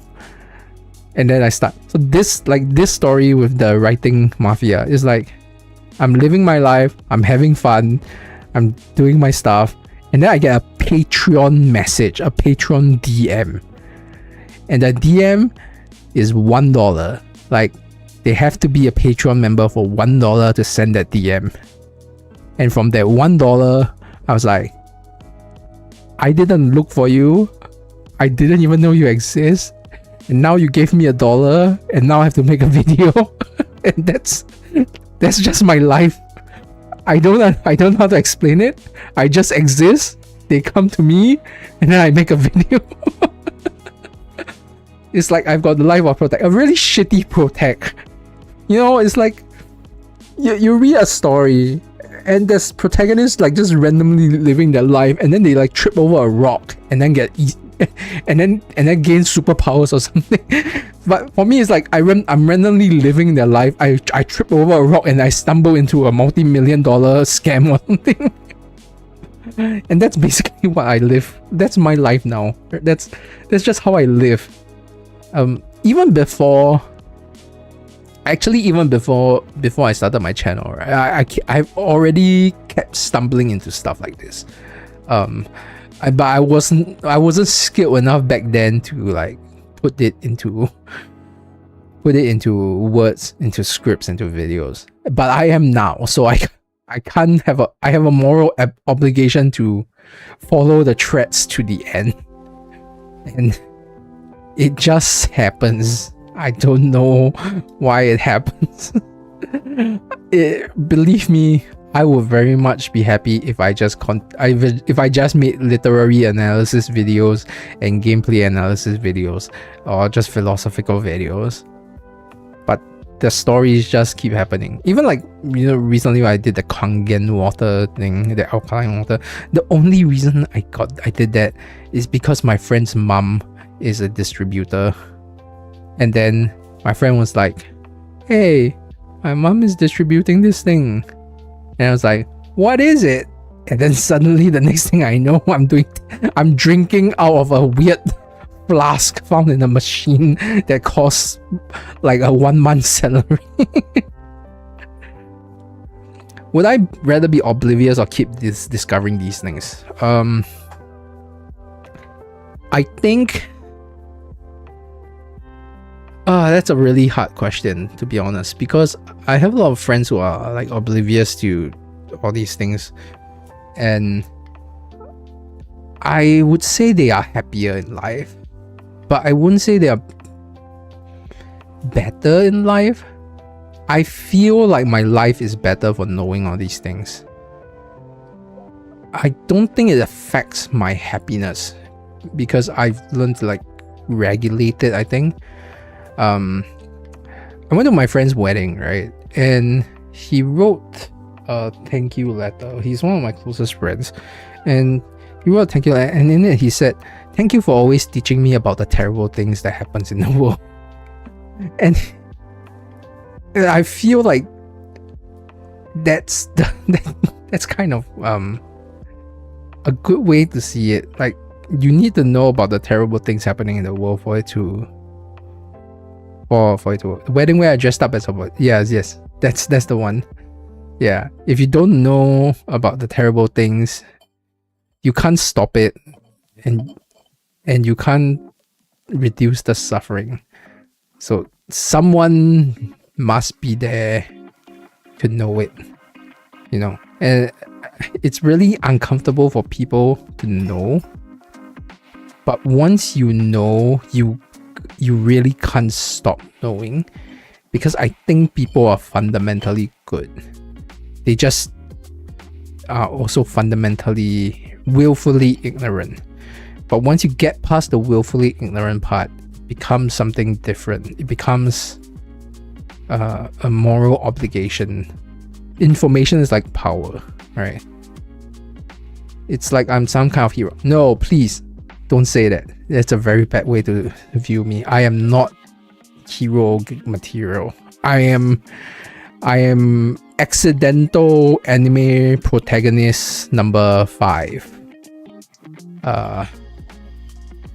They are more well equipped individuals. It's just that I have a very specific set of skills, and that skill allows me to do what I'm doing with my channel. And even if not a lot of people watch my channel, sometimes the video gets good enough for it to change things. You know, some people can start using it for good, some people get out of it, some people do a little bit better. I think that's enough for me, right?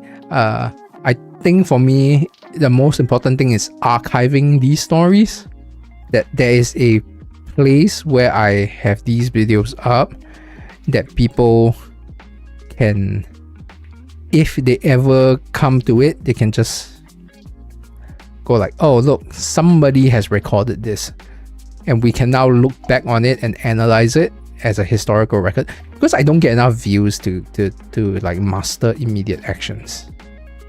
Every accidental anime protag is a hero. Please stop.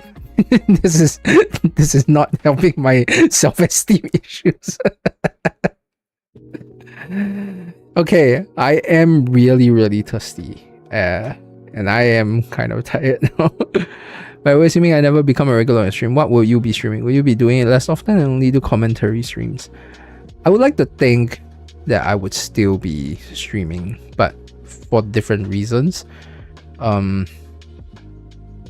Last one. Yes, last question. I think I would be... I think I will still be... I think I will eventually have done a writing stream, right? Because we started out doing like just video analysis on my old video, like commentary stuff. And then we did like a bit gaming streams, and I found out I wasn't that good for it. I think I would have come back and then I've just done writing stream as well. I think this was like always going to be one of the endpoints, because I've always said that I can't escape writing. I always end up writing, and it kind of has become like my default state. I had a really bad like depression episode when I was a teenager, and for like 1.5 years I couldn't write, and I thought I was done with writing. I was like, I occasionally will write a couple of like paragraphs of fun, and then I thought I would never be doing this for work. I would never be doing this for a hobby. I would just be having it like something that I had experienced as a teenager, and I'll never touch on it again. And then like I ended up doing it as a job, and then it ended up being this huge part of my life, larger than anything else, right?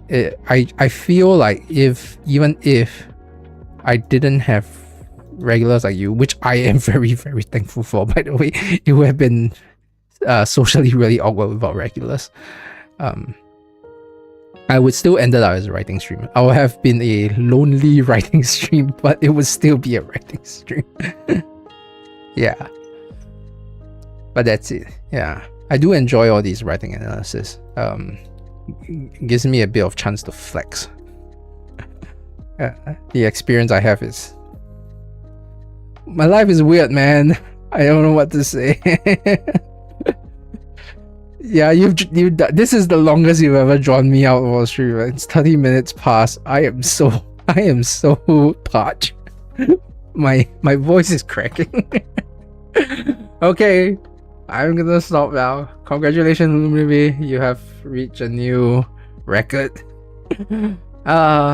Thanks for coming. We'll have other stuff next time. Things, words coming out, mouth not working, brain not working. Okay, see you next time. Bye.